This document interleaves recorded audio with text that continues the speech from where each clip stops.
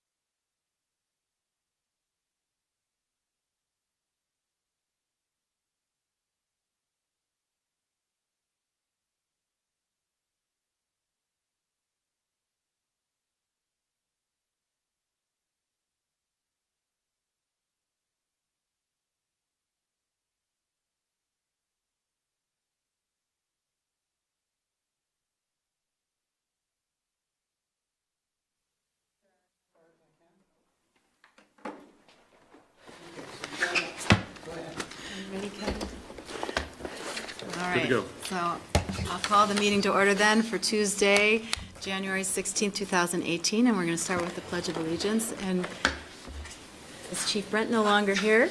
All right, well, how about, is he here? Chief Brent, will you lead us, please? Excuse me. Pledge allegiance to the flag of the United States of America and to the republic for which it stands, one nation, under God, indivisible, with liberty and justice for all. Thank you. All right, I next hand it over to our city manager, Kevin Dorn, who will give us instructions for emergency exits. First of all, everybody be careful tonight. There can be water on the floor from melting snow, and we don't want anybody to slip on the tile here. If we do have an emergency and need to leave immediately, please go out one of the two doors here and out into the parking lot and gather out there. If this area is blocked, proceed out back through these doors and out to the main entrance, go out the front, past the flag, and then head over to the parking lot. Tom and I will be responsible for making sure the building is clear. Thank you. Right. And agenda item number 3 is the agenda review, where we can make additions, deletions, or changes in the order of agenda items. I have been made aware of one needed change, which is item D under number 7, the consent agenda, to bring that out into the regular meeting. I have 3 suggestions. I'm open to your ideas as well, to make it 4A, 5A, or 7A. Ideally, Justin Rabideau would be here. Yes. Yes, our Director of Public Did Works. you say 4? So after we recognize the retiring staff, or after the comments and They questions want from to the add a public? 4A? Would you like to do the 4A right after the retiring staff? Yes. Okay, very good. Then we will do that. Thank you. Well, I was just asking what you were adding besides 4A. Is there any? It's the necessity resolution for borrowing the Bartlett Bay wastewater facility system improvements, Okay. 7D, that we're going to be moving now to right after we recognize the retiring staff. Okay. And I have two items to add to other business at the end, Megan. One related to the request to meet with the SBBA, and one a follow-up to the Wheeler Conservation Report. And I have an item for other business as well. Okay. A general discussion about the possibility of having a non-binding referendum in the March vote on raising the smoking age in Vermont to 21. So that's the third item. Tim, I didn't hear you clearly. You didn't hear me clearly? No. So for other business, I wanted to have a general discussion about the possibility of a referendum item to raise the age to 21 for smoking, non-binding in Vermont. Okay, thank you. You're welcome. Okay, any others? Okay, very good. No, but I would like to bring up one item. When we get to new business, and it happened to, and it's just a general point out there, interesting article that was talked about on rental registries Okay. that was in today's paper, and I just have a couple of comments I'd like to share. Okay, so that's the 4th item. And I do want to make clear to everyone that our chair is joining us via the telephone. I am the acting chair tonight while she is out visiting her daughters. Okay, we will move on then to item number 4, which is recognizing our retiring staff. So I believe we have 2 members here with us tonight. We have Darla Champagne. I only called you Darla all the years I've been to your window. And Karen Plantier is the French. Plantier. Sounds correct? All right, will you two please join us, and I will read these 2 resolutions. Should we do this one at a time or both together? I think they'd rather be together. All right, very good. So if you don't mind, face. We went to middle school, high school, graduated together, retiring together. Yeah, please stand so the camera can catch you and the audience can see you. All right. So we'll start with Darla Champagne from Recreation and Parks Department. And this is our resolution.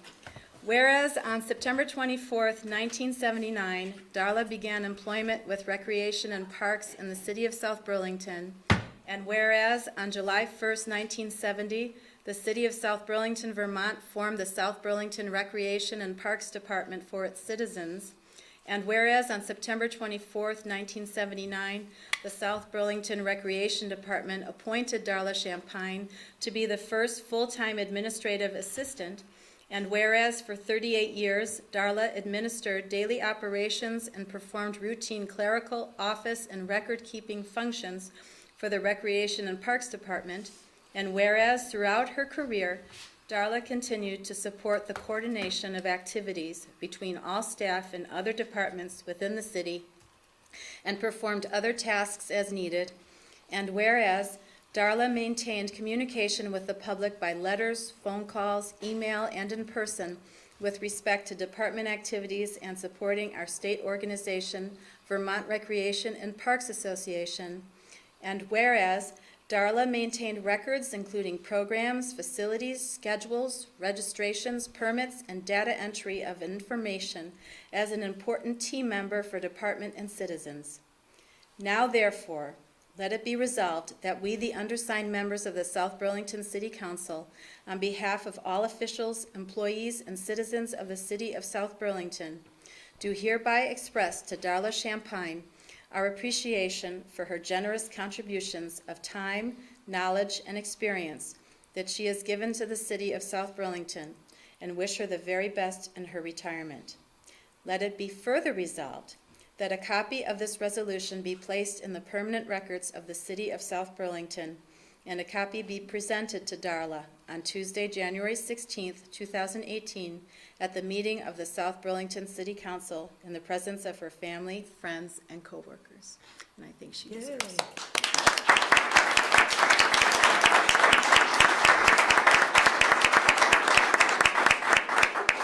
All right.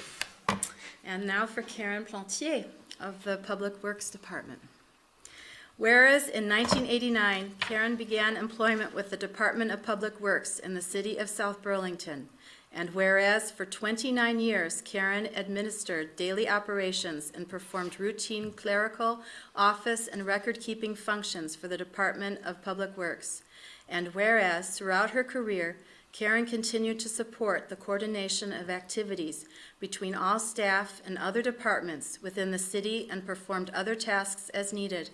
And whereas, in addition to being the public face of the department's customer service, Karen also provided a special role to all her fellow Public Works employees in assisting them with both their daily professional and personal lives.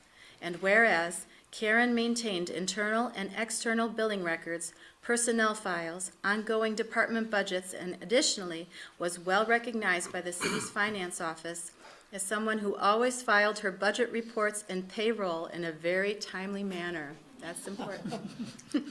Now, therefore, let it be resolved that we, the undersigned members of the South Burlington City Council, on behalf of all officials, employees, and citizens of the city of South Burlington, do hereby express to Karen Plantier our appreciation for her generous contributions of time, knowledge, and experience that she has given to the city of South Burlington, and wish her the very best in her retirement.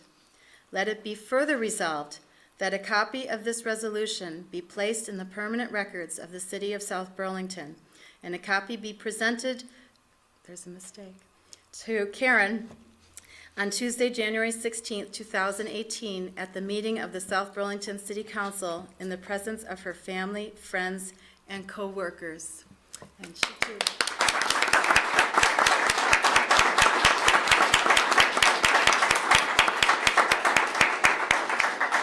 So we will join you. I will hand these to you, but there is a little typo in this one.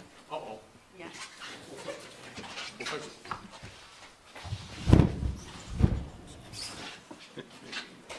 38 and 29 years.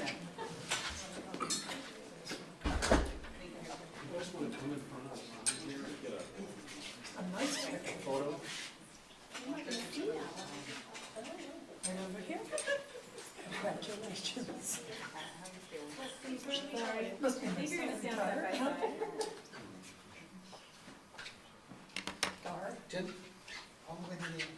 Tim, all the way to the end. All the way over there? Hold on.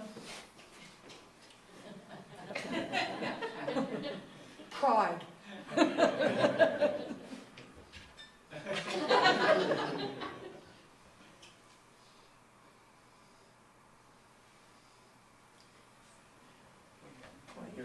Congratulations. No, the paparazzi I go back on. Breathe. Uh-huh. Thank you both.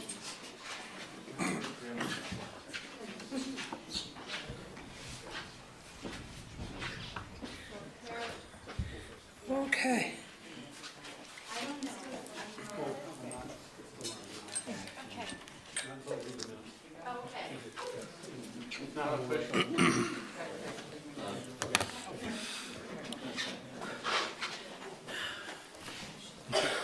Sir? Thank you.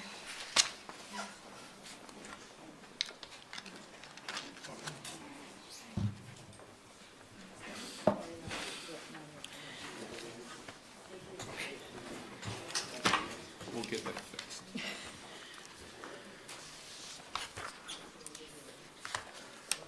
All right.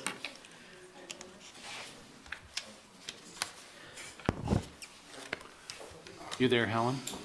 We're just letting, I am. we're letting the merrymakers make their way.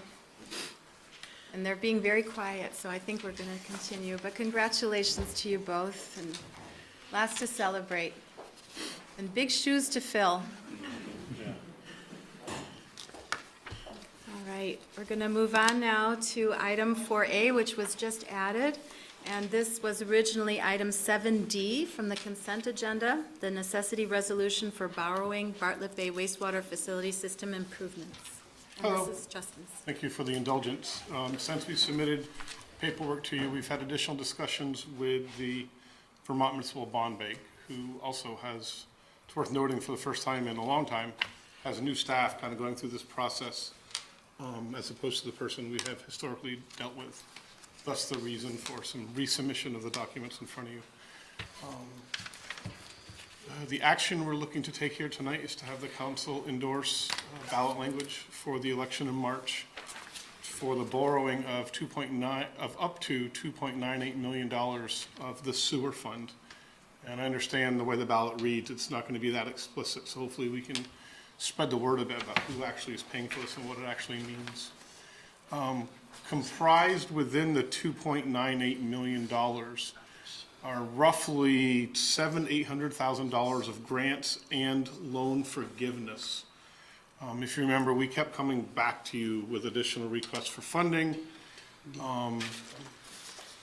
Eventually, we're going to be on the hook for about $2.1 million. They're asking for us, since it's a reimbursement program, and we technically have to float all the money and the payments and get reimbursed on the back end. The ask of us is to bond for the entire amount with the understanding that we're actually going to only need to borrow a smaller amount, but that's just the way they work. So it's worth noting that if we borrow the 2.1 over a 10-year period at zero interest, that's $210,000 a year, which is less than what we pay to Burlington to treat this sewer.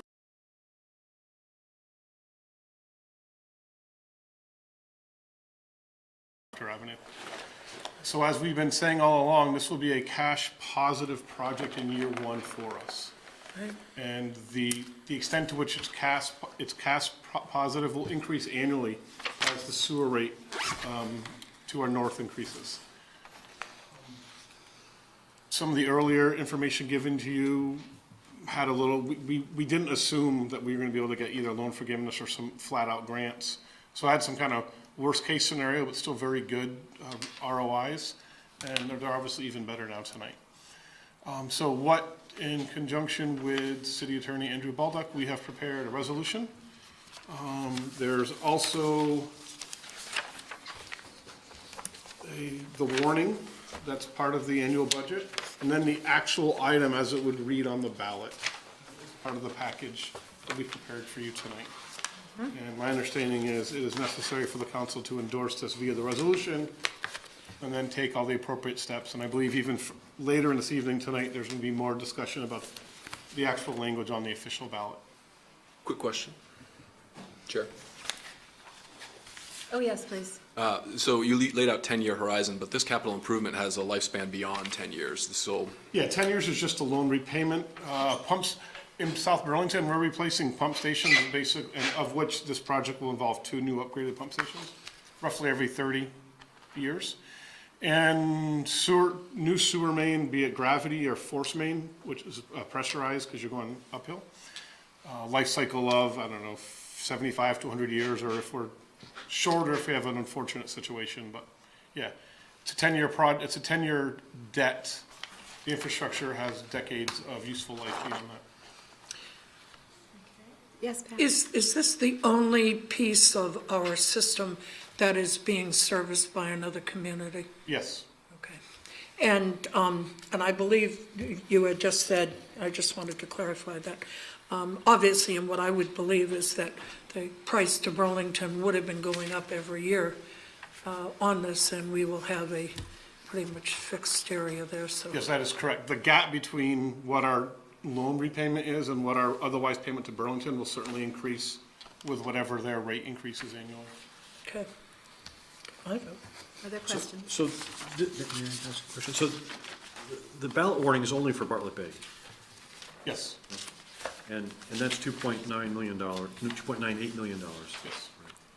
And, so, what is the cost to taxpayers for this? Will be, So 2.98 represents the city's share of this project. It's a larger undertaking involving work also with Champlain Water District. They are basically, they have 2 transmission mains running out of town. They run on essentially the north and south side of Farrell Street. While we're ripping this section of road up, they're basically going to connect those 2 sections. So the total project cost is about $4 million. $1 million of that is Champlain Water, and the 2.98 is the city's. That represents the value of our work. It doesn't represent the actual loan that we'll eventually have to repay. But it's the total value of the work for the city project.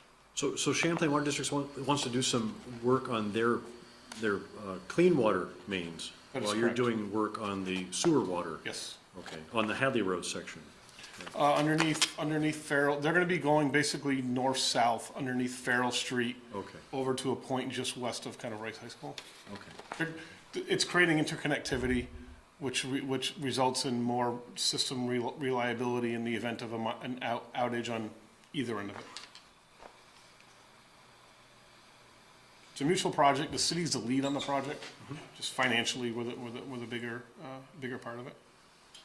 Well, I think having the residents understand that we are already paying money to have that part of the city sewer handled, that, I think the way it was explained tonight was great and simple for the taxpayers to understand that we're not looking really at new expenditures, but just reallocating what we're spending now. Yeah, this money will come from sewer ratepayers, which is an enterprise fund, separate from the general tax base. However, regardless of what you're bonding for as a municipality, you have to back it with a full faith of the general Of the tax base. municipality. So that's why it reads the way it does. And hopefully, if we can either come back to the council before and definitely at annual meeting night, Is it considered more as a general revenue bond? it's a Vermont Municipal Bond Bank. We are not taking a revenue anticipation note. There's a Okay. variety of financing tools we could have used for this, but the Vermont Bond Bank at 0% with the forgiveness and the grants was the best one on the table to the city. I do have one question. I apologize if you're repeating what you answered to Councilor Chittenden. Is this simply connecting those lines to our sewer system, or is there also an update that's going to be occurring at the Bartlett Bay wastewater treatment plant? This project will simply reroute the sewer, Reroute the sewer. disconnect from Burlington and send it to Bartlett Bay. Not to be confused with the upgrade and expansion that's coming down in a few years at Bartlett Bay. The 2 are unrelated, except for the fact that Bartlett Bay has the hydraulic capacity and the nutrient load capacity to handle this additional flow. Okay, that's good to know, too. We wouldn't have gotten this far in the permit process with the state if we didn't, but it's worth saying. So when you were giving us the lifespan, that was specifically for the pipes? That's and that's for the pumps? new infrastructure that's being built as part of this project. Okay, all right. Very good. Any other questions, councilors? All right, so I believe that he is looking for approval of the ballot language and as well as the resolution.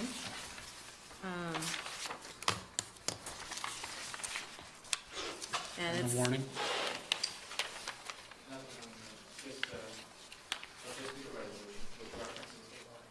oh, just pass the resolution which references. Resolution first? Or just the resolution is what just I'm the understanding.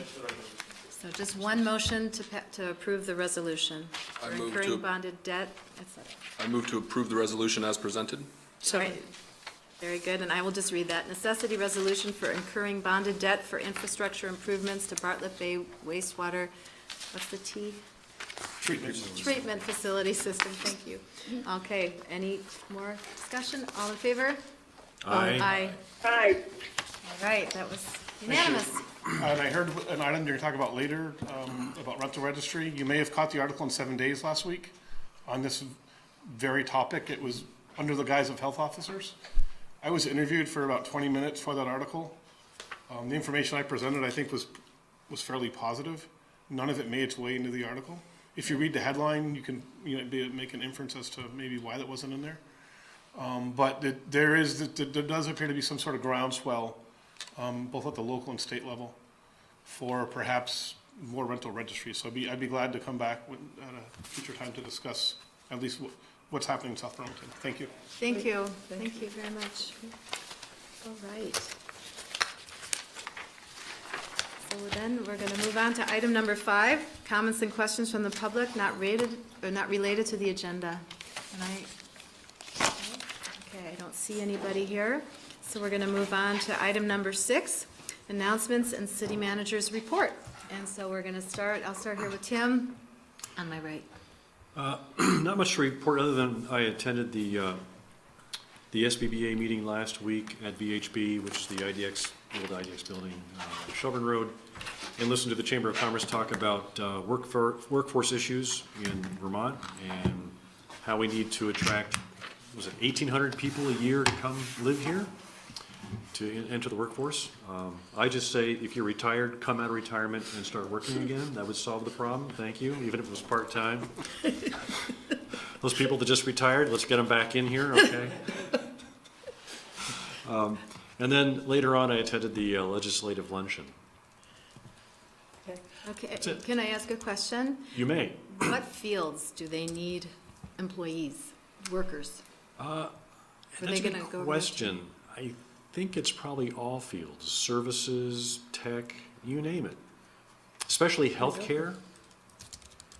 And it's probably all levels too. And so you have that problem where you've got cost of housing, cost of transportation, lack of housing, lack of the type of housing that you want.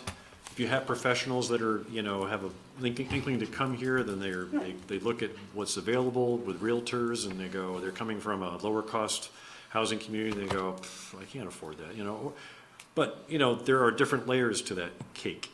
So every layer should participate. It's going to be an interesting challenge. All right, thank you. I would have liked to have made it there. And to the luncheon, I was out of town that day.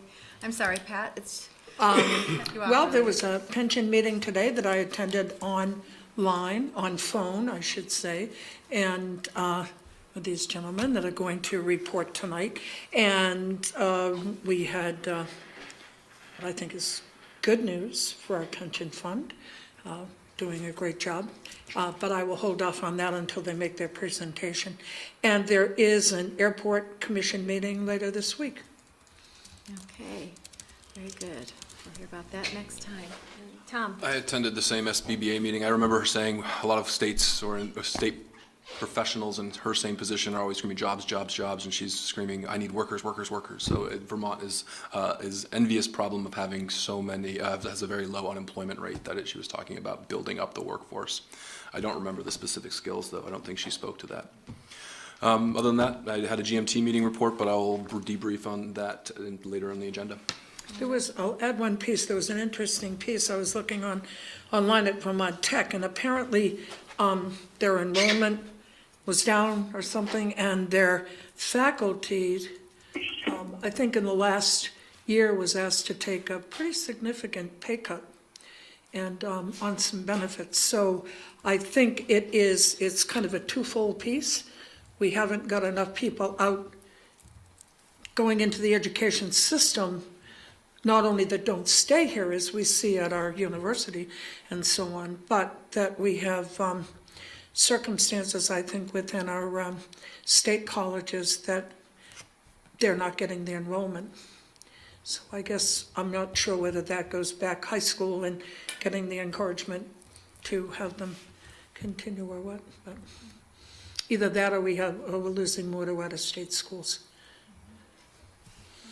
Anyway, Thank you. tying into the employment.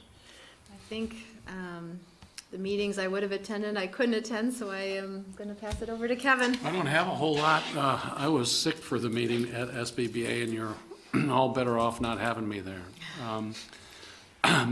Representative Townsend has introduced two bills in the legislature relating to the airport and airport governance. One is a pure study bill, calling for a study. The other is essentially what you had requested by way of city council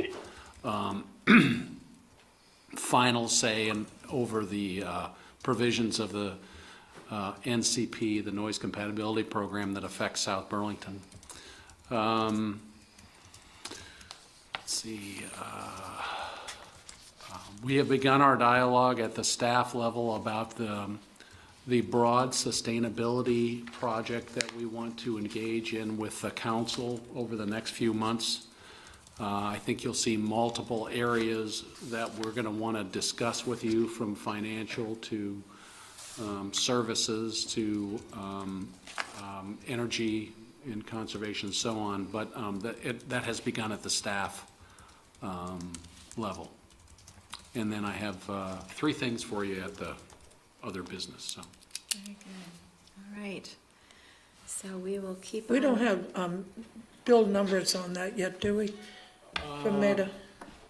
My guess is they were assigned today, but I don't know. I think she Okay. put them in on Friday. They are probably assigned bill numbers today, but I'll contact her.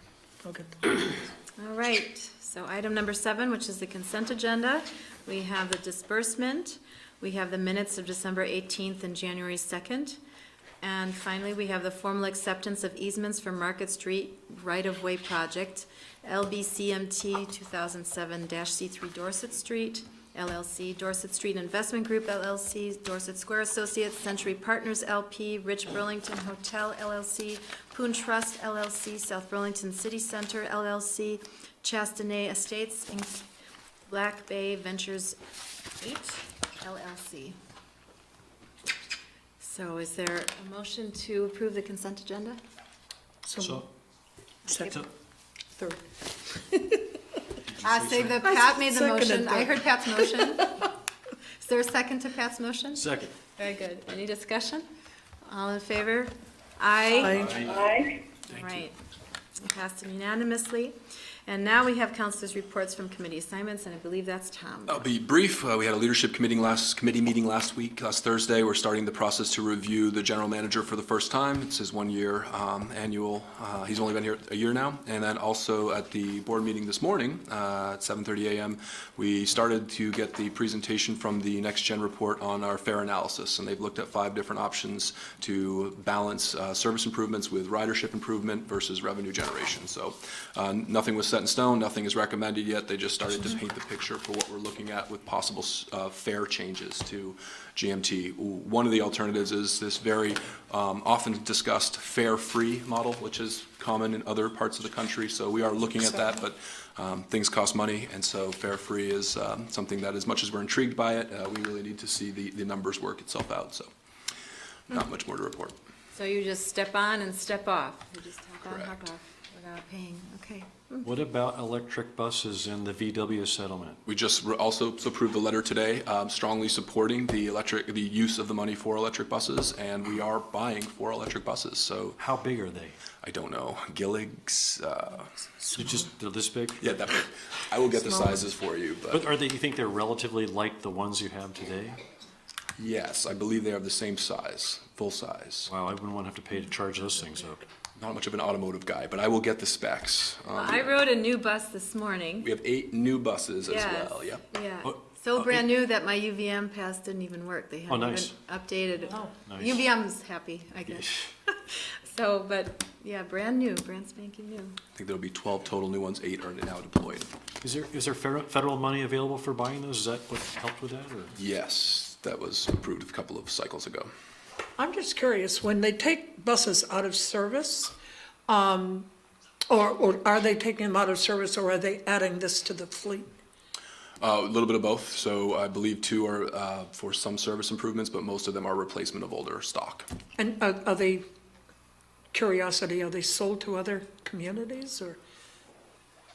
We do sell them. I don't know who's been buying them, so now I feel like I'm doing a terrible job as your representative. But the other thing that I need to note is that we need an alternate to the GMT, and Kevin suggested that if any of the other counselors wanted to serve, nobody responded to the announcements posted this summer. So we still are looking for a South Burlington alternate to GMT, Okay. so if any of you are interested. But I will look into these. Well, the reason that I asked is when we sell off one of our old fire trucks, it usually goes to some other Yeah. area. And I was just curious how the financing went on, not what it cost to buy the buses, but when they were taken out of service, where they went. There is an item in the Bus budget for graveyard or- recouped value of sold vehicles, so I do know we get some Just monies, curious. I don't know. Someday when you find out. There's a desert spot in Arizona where they park all of the transit buses, Well, like they there do could the be, probably, airplanes, right? you know? Yeah, probably. It's probably near out in Arizona Area someplace. 51, and it's 52, actually. All right. All right, very good. I did see a Chicago transit bus riding down, I think it was Interstate 90. And anyway, it was interesting. Nowhere near Chicago. Next, we have you two to come up here, please. We're going to have item number 9, presentation from SEI for the South Burlington Retirement Income Plan. And we have Pat as the lead man on our, is that the? Yes. Both of Pat you, I'm Blizzard sure, have something to say. And Michael Burke, who works with our advisory team to help support the plan as well. So, does everyone have a copy of the presentation? Great. So we'll start on page 3, just a quick SEI update. We are an outsourced chief investment officer. That's the platform we offer to your pension plan. What that means is we do pretty much everything. We come in with advice, we make recommendations, and then once we decide on that, we're full fiduciary with respects to all the manager changes we make underneath the hood, so the hiring and firing of money managers over time. So we take on full fiduciary responsibility for that. So we'll see funds later on in the presentation. Each of those funds have multiple managers, and it's a very well-diversified portfolio. A couple of other updates. We just received the award for that, actually. A national award about a month ago was presented from the Fund Intelligence 2017. It was awarded to us in New York City. So we're the top provider to pension plans with that OCIO model that we have today.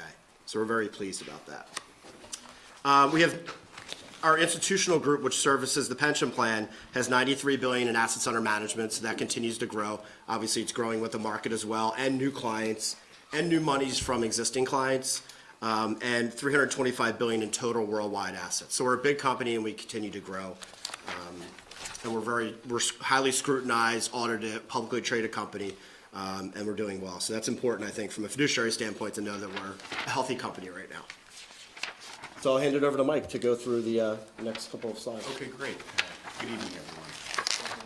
What I'd like to do is take us through, starting on page 5, and just provide a brief summary. We spent quite a bit of time earlier today taking a bit of a deeper dive. What I'll try to do is keep my comments rather summarized, and I'll try to make sure I cover kind of all angles in a concise manner. So on page 5, I think the chart that you see on the right-hand side really helps sum up where and how we saw the performance of the overall plan. We saw over 15% in the calendar year of 2015, and, 2017. And we're very happy with those results because we got there with a very broadly diversified portfolio.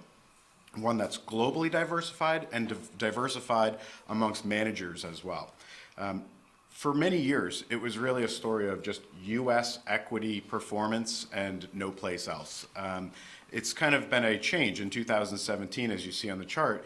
The broad, globally diversified portfolio has been working. Non-U.S. equities have done quite well, those international stocks, both developed and emerging markets. And across the fixed income space, it wasn't just about traditional fixed income, but areas like high yield and emerging market debt, which are represented in the portfolio as well, saw a very nice return for the year. So again, just to summarize, we've been very happy with the absolute returns and where we've been getting it in such a diversified manner. Page 6 really takes a step back and says, where were we thinking as we entered 2017, or what were we thinking? What maybe was a surprise to us? Where did we feel like we got things right? The portfolio has really benefited from SEI's view that we thought it would be another positive environment in 2017. Where we were a bit surprised was just how strong the performance would have been. We thought that the U.S. political agenda, the U.S. kind of political scene would have set the stage for markets reacting to repeal and replace, tax reform. We thought 2017 at the time of election was also going to include some form of infrastructure or deregulation.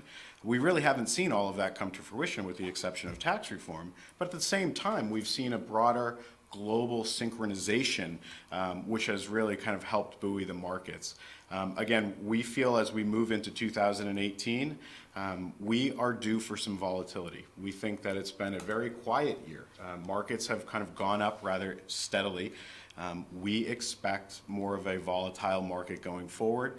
Our portfolios, being as diversified as they are, stand to benefit. If we saw a little bit more volatility, we think we'd smooth that ride out a little bit easier or better than some others based on kind of the way we're built. So I think the other one last point that I'll make is a lot of questions we've been getting from clients is that the markets feel very expensive right now. We've kind of moved very fast to kind of such elevated levels.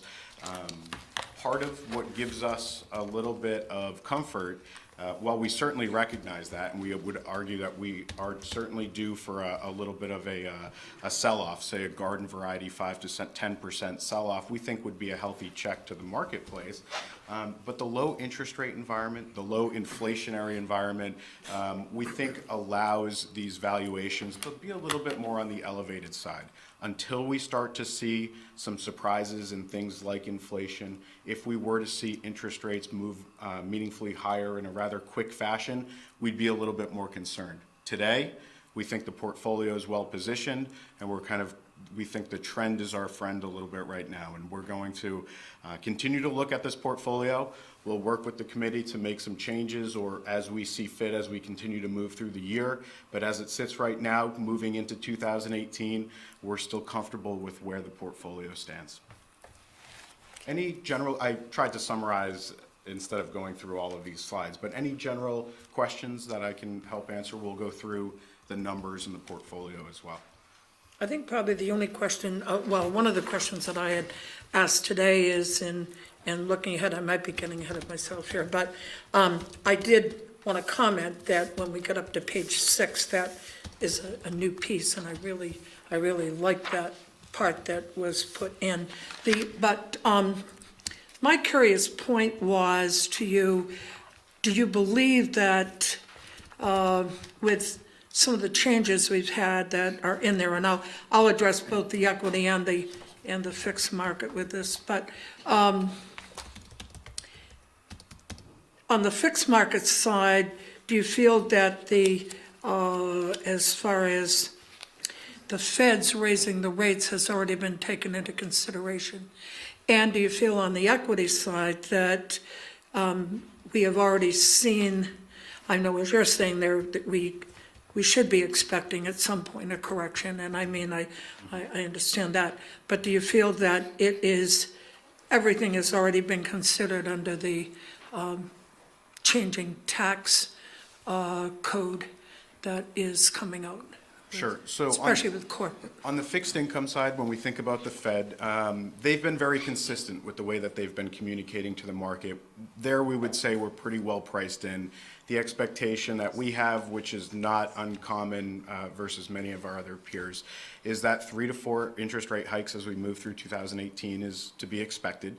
On the equity side, tax reform is one that I think still is trying to be priced into the market right now. You have, from a tax rate standpoint, a lot more clarity.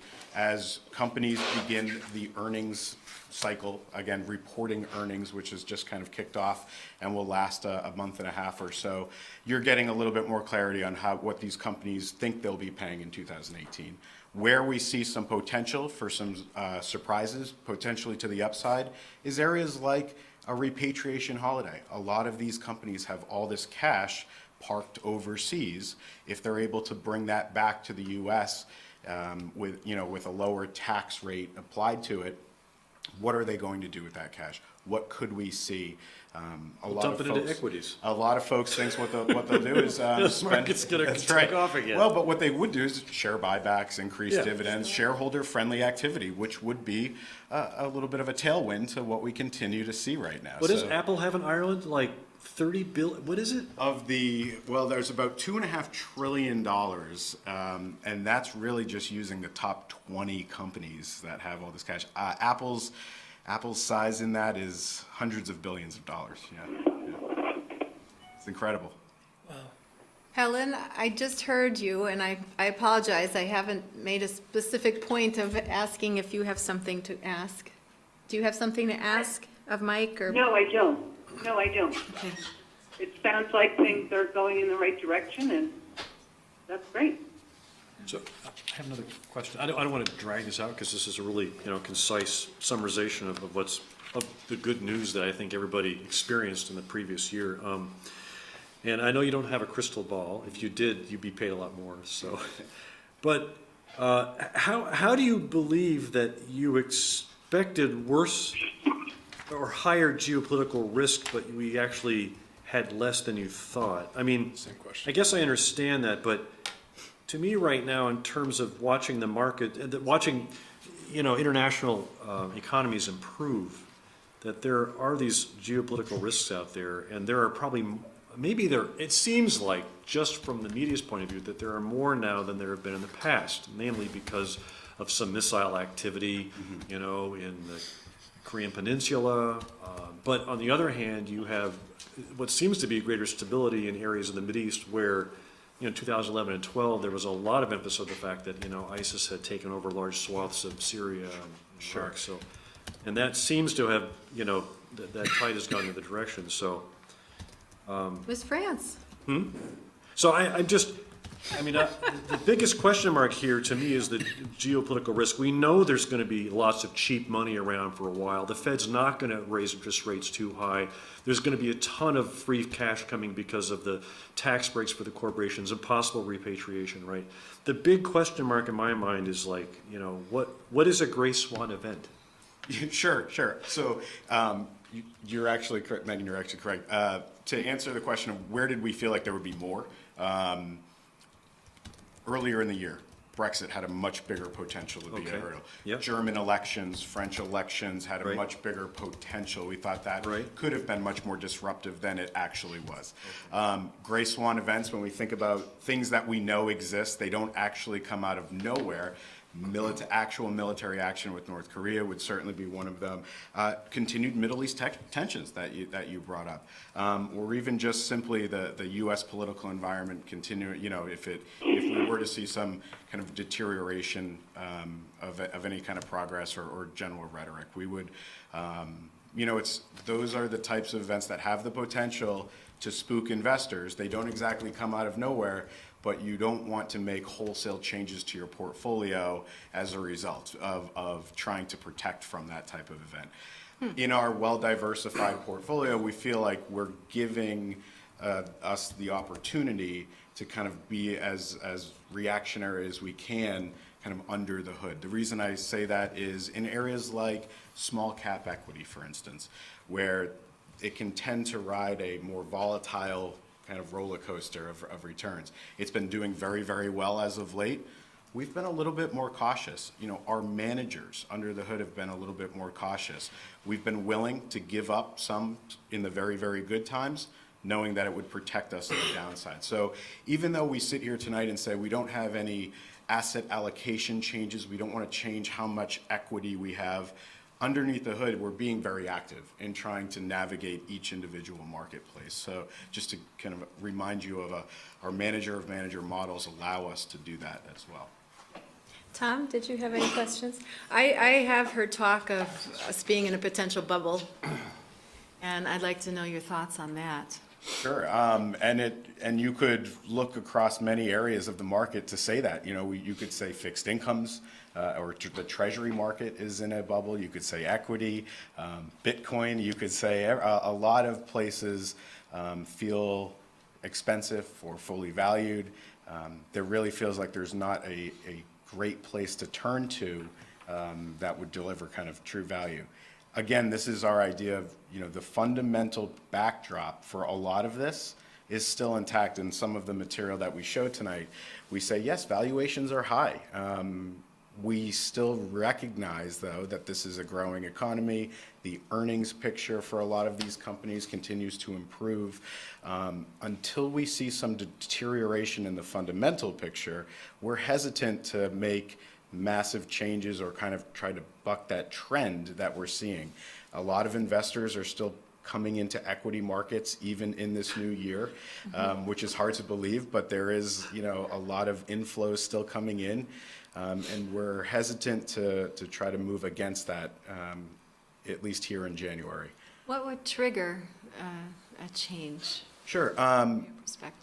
Meaningfully lower earnings expectations than what, you know, the market's trying to look for, a deterioration in the growth that, across the globe, internationally as well as the U.S., maybe a little bit more of a deterioration in the labor market. You know, that's been something that's been notably strong, and has been a little bit of a surprise. The other thing, too, would be if inflationary pressures really start to kick in. That's something that could spook some investors. That would be a flag for us, for instance. Those are some, you know, broad categories that could cause some You had volatility. mentioned earlier today when we had a meeting, that specifically related to that, to inflation, if that started. And we do have, what, about 5% in an inflation-adjusted type area. Could you just expand on that a little, how that might change percentage-wise or what have you? Yeah, sure. So there's a 5% allocation to something called the Multi-Asset Real Return Fund. The fund is designed to kind of protect the portfolio or allow the portfolio to benefit if we saw some inflationary environments across kind of the marketplace. Today it sits at a very low 5%, and it hasn't really kept pace with the broad market. But again, we see that as a bit of an offset. It's kind of our inflation hedge in the portfolio. Thankfully, because it hasn't been doing well, the rest of the portfolio has. Equities have done well. Those areas like high yield and emerging market debt have benefited. It sits at a very low level today. That would be something that we would look at as a tool in our toolkit to maybe increase if we were to see some of those inflationary pressures creep in. So again, we feel like we have the right tools set up. We feel like we're allocated well today to continue to benefit just like we have in 2017. But we do stand ready to kind of make some changes if we see the market change for us. So. And would that have to come back to the committee for those approvals, or would that be something that you could nimbly do? Yeah, sure. So. Is there a threshold for when you'd have to come back here, or that's what we pay you for? Right. You want to talk about the discretionary? Yes, relationship? so right now, we're full fiduciary with respects to the changes we're making for the underlying managers, but we have co-fiduciary with respects to making any asset allocation changes. Right. So we'll come and we'll make a recommendation, and a couple of times I've actually had recommendations in between meetings, and we've done quorums through emails and so forth, so. Like more recently, earlier this year, we increased international because we know the valuations on the US side are a little bit more expensive. There's areas in Europe where we think they're attractive relative to the US, so we've made changes on the margin doing those types of things. Thank you. Tim asked my question about your high volatility anticipation relative to your geopolitical risk assessment, and you answered it really well. But I heard you say Bitcoin. To confirm, none of our pension funds are in Bitcoin, right? Okay. It's all in Kodak coin. I can promise you with SEI, that is not what you're getting as a solution. Good to know. I guess that's a good thing. Today anyway. We could have Today just it's a like good packed up, gone home, closed the fund and parked it in, So I have another question. So, March 9th, 2009 was a dark time, right? And my feeling was that, there seemed to be a lack of regulatory oversight previous to that time. And that thing that happened was not totally unanticipated. There were some people that capitalized on that quite nicely for themselves because they saw what was breaking down. So the question is, in light of the fact that Congress passed these massive corporate tax cuts and also some, personal tax cuts, do you see any regulatory irregularities that could participate or be potentially harmful to the country or international, scenario economically? Not that it would precipitate another breakdown like we had, with subprime mortgages per se, but I worry about that we shoot ourselves in the foot more often than somebody else. So, and that's the whole nature of capital markets, right, is that greed swells and then it bottoms, the bubble pops, right? So, but I want to know if you have any opinion about our own regulatory environment not being adequate enough at this point. Right. We, we naturally, as when you talk about this topic, we naturally look to kind of the financial sector as where you see that most, right? Where and how strict are we being with the big banks to make sure that we're not kind of seeing the same type of behavior that we have seen in the past? One thing that we look at today, when we compare today versus, say, 2009, when taking all of that into account is how much speculation or leverage is in the system, and how much of the regulatory environment is facilitating that. Today, those leverage levels are low, non-existent, much lower. We see the growth today as a much healthier, more organic growth. So again, we kind of look for the backdrop to help kind of provide some clarity. We don't have a perfect answer on what is the right regulation level or where exactly do we need to see it, but when we think about what is being discussed in Washington, we look at that broader backdrop of where do we see speculative investing in the marketplace today? Is that providing unhealthy leverage in the system, and do we have to kind of think more critically about that? So I know it's a non-answer, and I apologize, but I think it's, you take that kind of leverage concept and apply it to where we're seeing discussions in Washington. All right. I do see that we're nearing Yes. 7:30 when we have a public hearing, but am I holding any big question back here? No, if we need to contact you, may we email you? Of course. Is that okay? Absolutely. Kevin, have we had any questions? All right. On the front page is all of our contact information. All right. Well, I want to thank you, Mike and Pat, for traveling here to give us the report, and may it be smooth sailing ahead. We can always hope. Fingers crossed. We can Megan, always- there was just one item that I Yes. asked if the representatives would just let us know our bottom line numbers, but also if you would just show us how broad the investments are, because we had and it was several months back, but we had a resident who felt that we were too narrow, that we only had a certain number of like 8 funds or whatever, and I wanted that to be just reiterated tonight for the record, how broad the brush is that you use on the investment areas Okay. for the managers that are selected. Absolutely. So why don't we just hit the numbers really briefly? On page 14, we have all the funds that you're invested in today, which again are multiple managers. I'll talk to. Value was at $33.5 million at the end of December 31st. I got an update through yesterday. It was at 34,446,290. So we've had a nice run here so far in January. It's a pretty significant increase in 1 month so far. Page 15, just to focus on your fiscal year to date. You can see the fiscal year to date line there. It's a 6-month period so far. We're halfway through. The portfolio was up 8%, 7.64% net of fees, and we're outpacing the index on a fiscal year to date basis at the total portfolio level. Did that answer the question, Pat? And then I'll and just then- jump and then to it was just slide the last 30 in the piece. back to answer Pat's other question.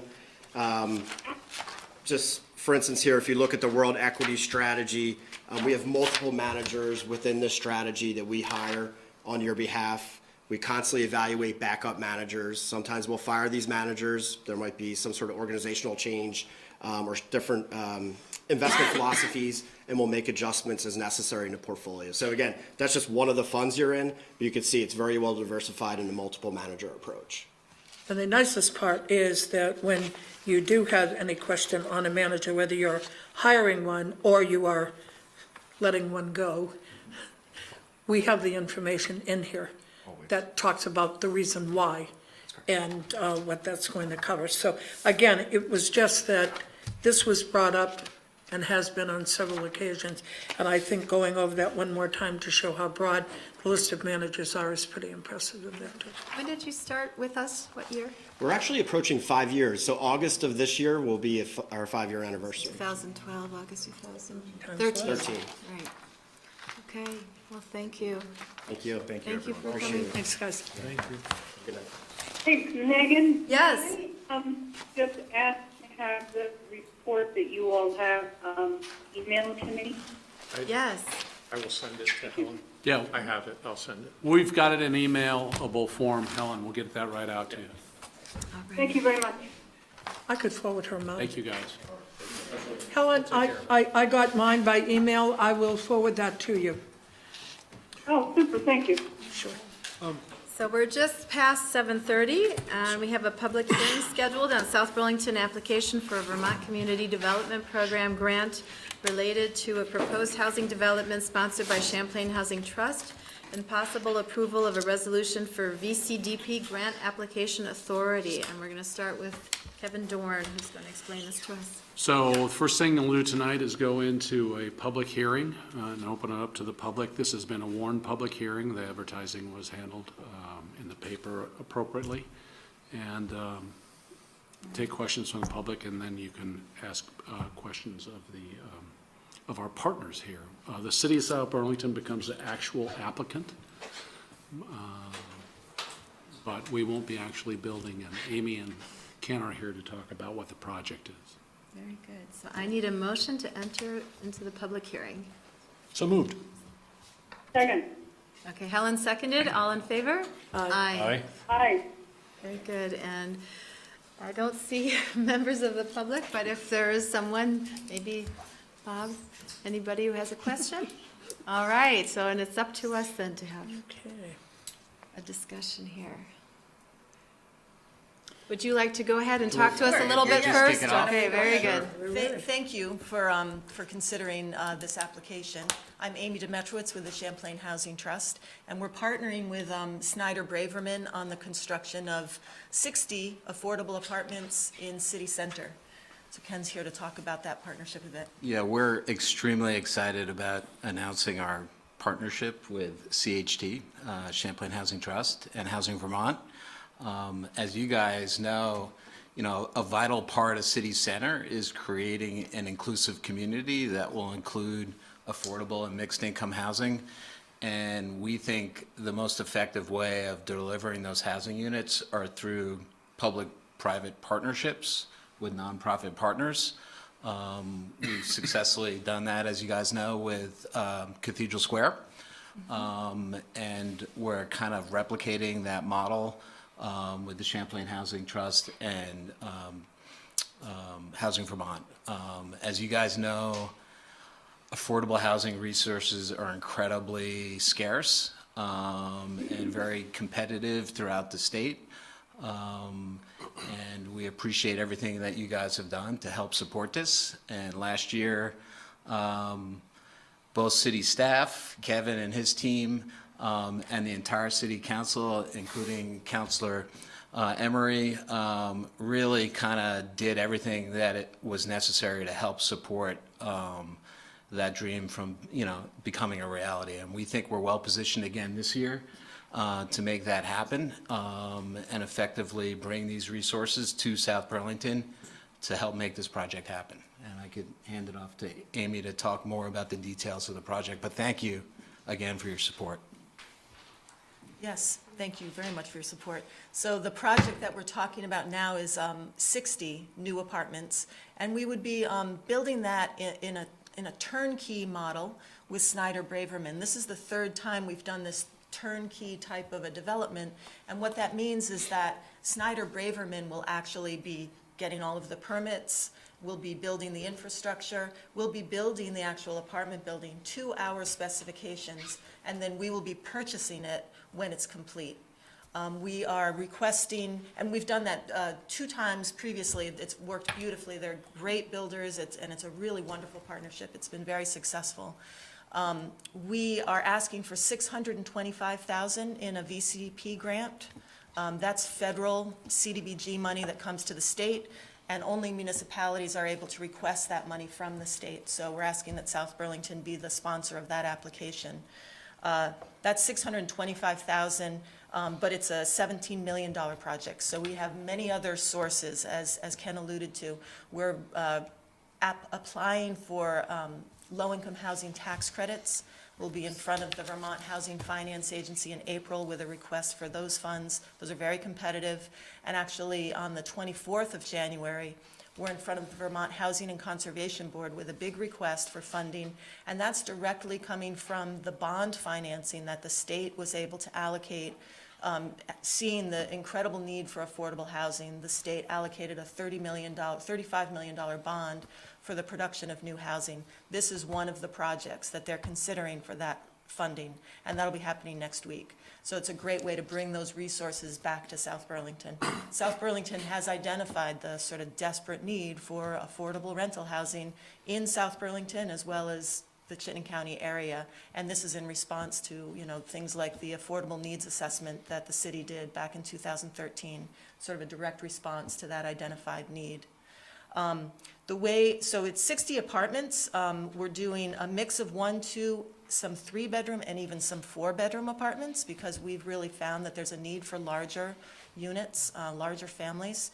We are targeting a broad range of incomes with those apartments, including 9 that will be specifically targeted to folks who are either experiencing or are at risk of homelessness, so 9 of those households. We also, on the other end, will have 18 of the apartments that'll be more of that mid-range, the 80% to 120% of median income. So it's really going to be a broad range of incomes that are served here, are going to be able to live in Will there be some that is market rate? Those Yeah, are those- those 18 that are. That's the part of the 18, okay. Right, yep. Thank you. I didn't know. And the project will be located on the northeast corner of Garden and Market, and it'll be a 4-story building. 4-story building over parking. So it's really very centrally located. As you know, City Center is really an ideal location. We're so excited to be able to bring affordable housing there. So close to all the schools and all the services and jobs and the bus. It's really a great location. And this is in the T4 of the form-based code zoning district.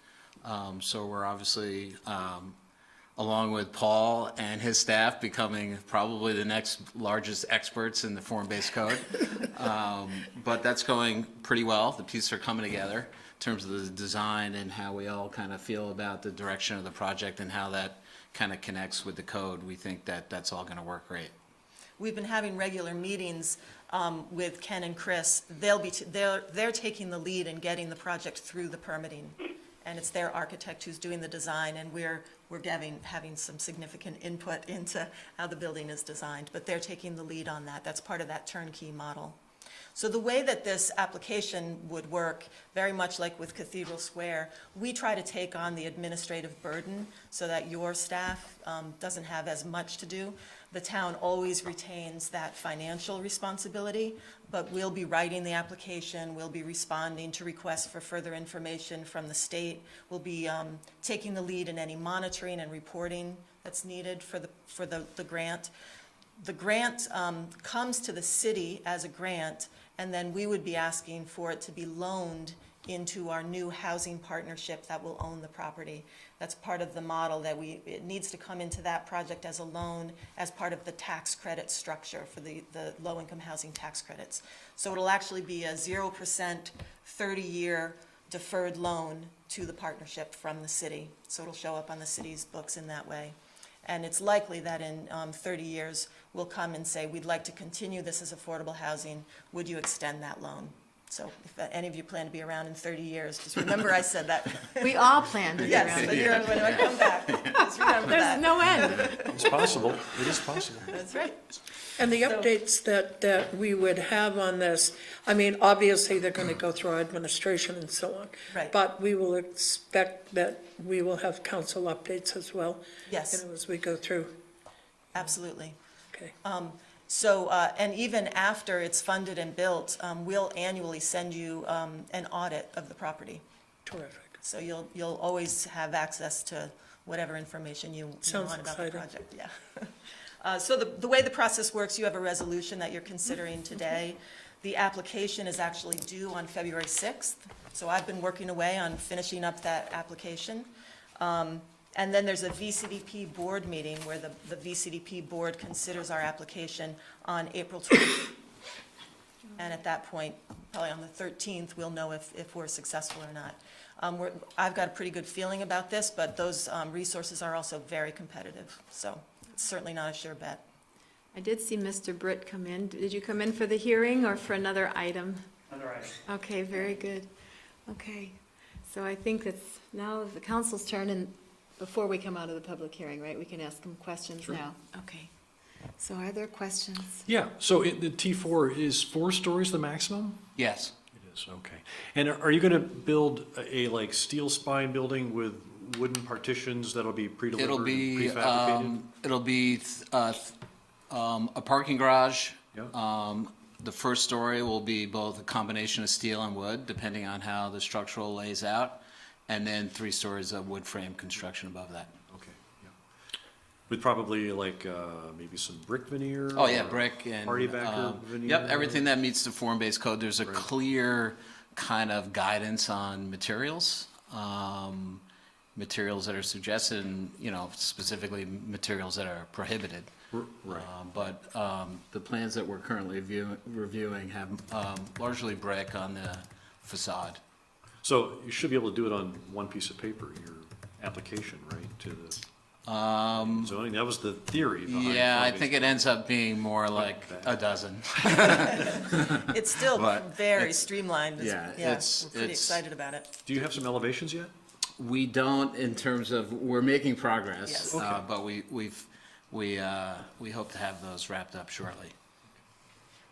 I just hope, and this is a bias, right, is that, and as I've traveled around, architects seem to like leave their presence, you know, Yeah. presence as in gifts, in quotes, all over different counties and different states. You see the same themes running through different new housing projects. Yes. And I would hope that you would be able to instill in your design team something that would try to be a departure from the average that happens everywhere else.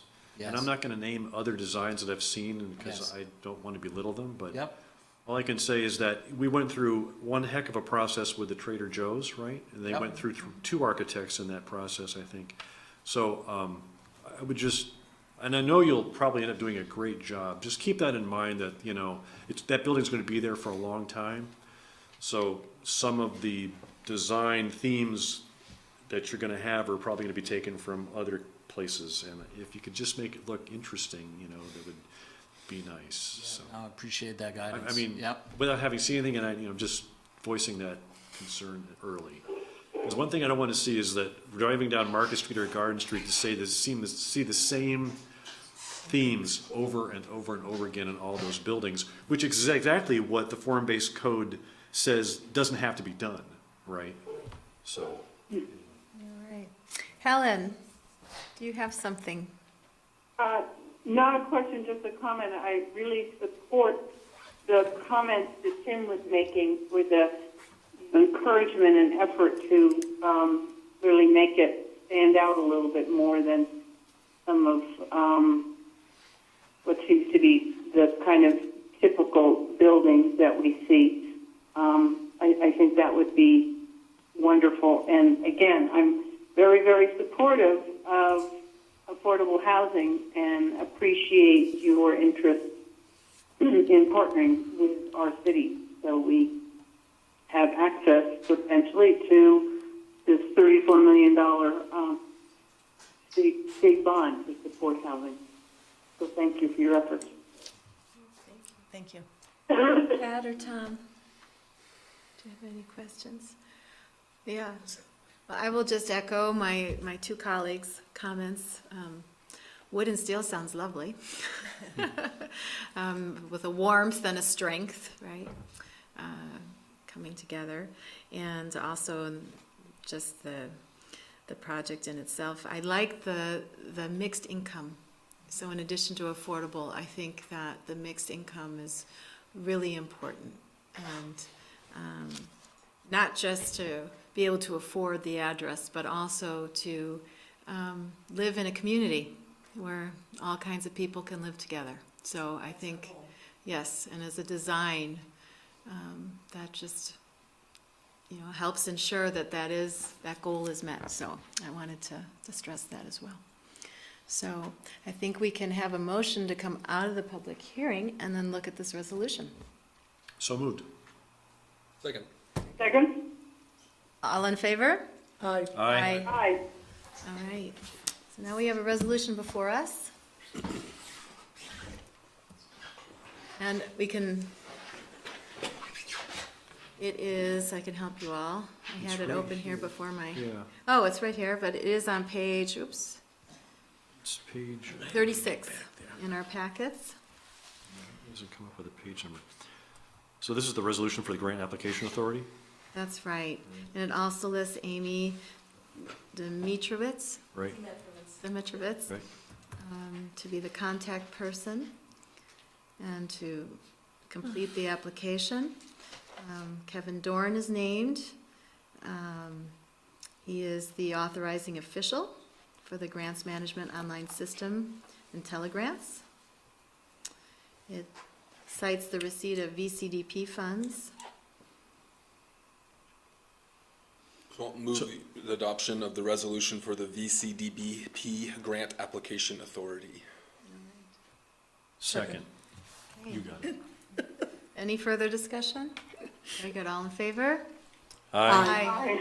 That was unanimous. All right, so good luck on the 6th. Fingers crossed. Thanks, guys.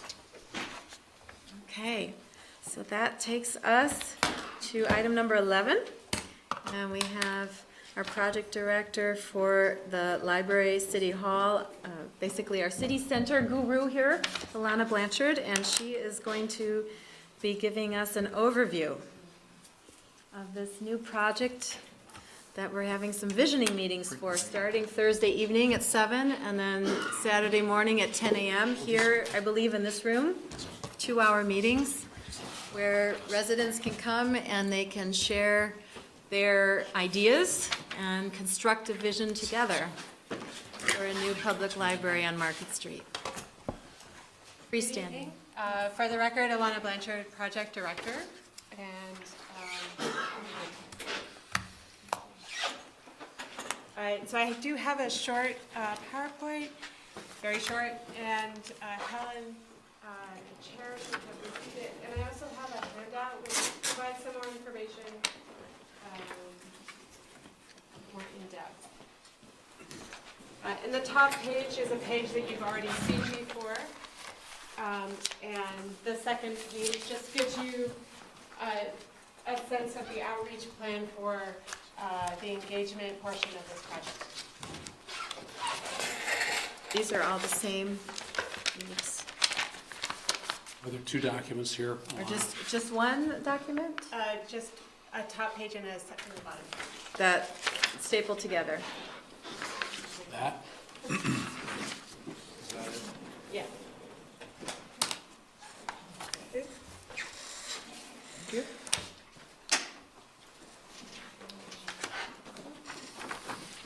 I can't make Thursday, but I can make Saturday.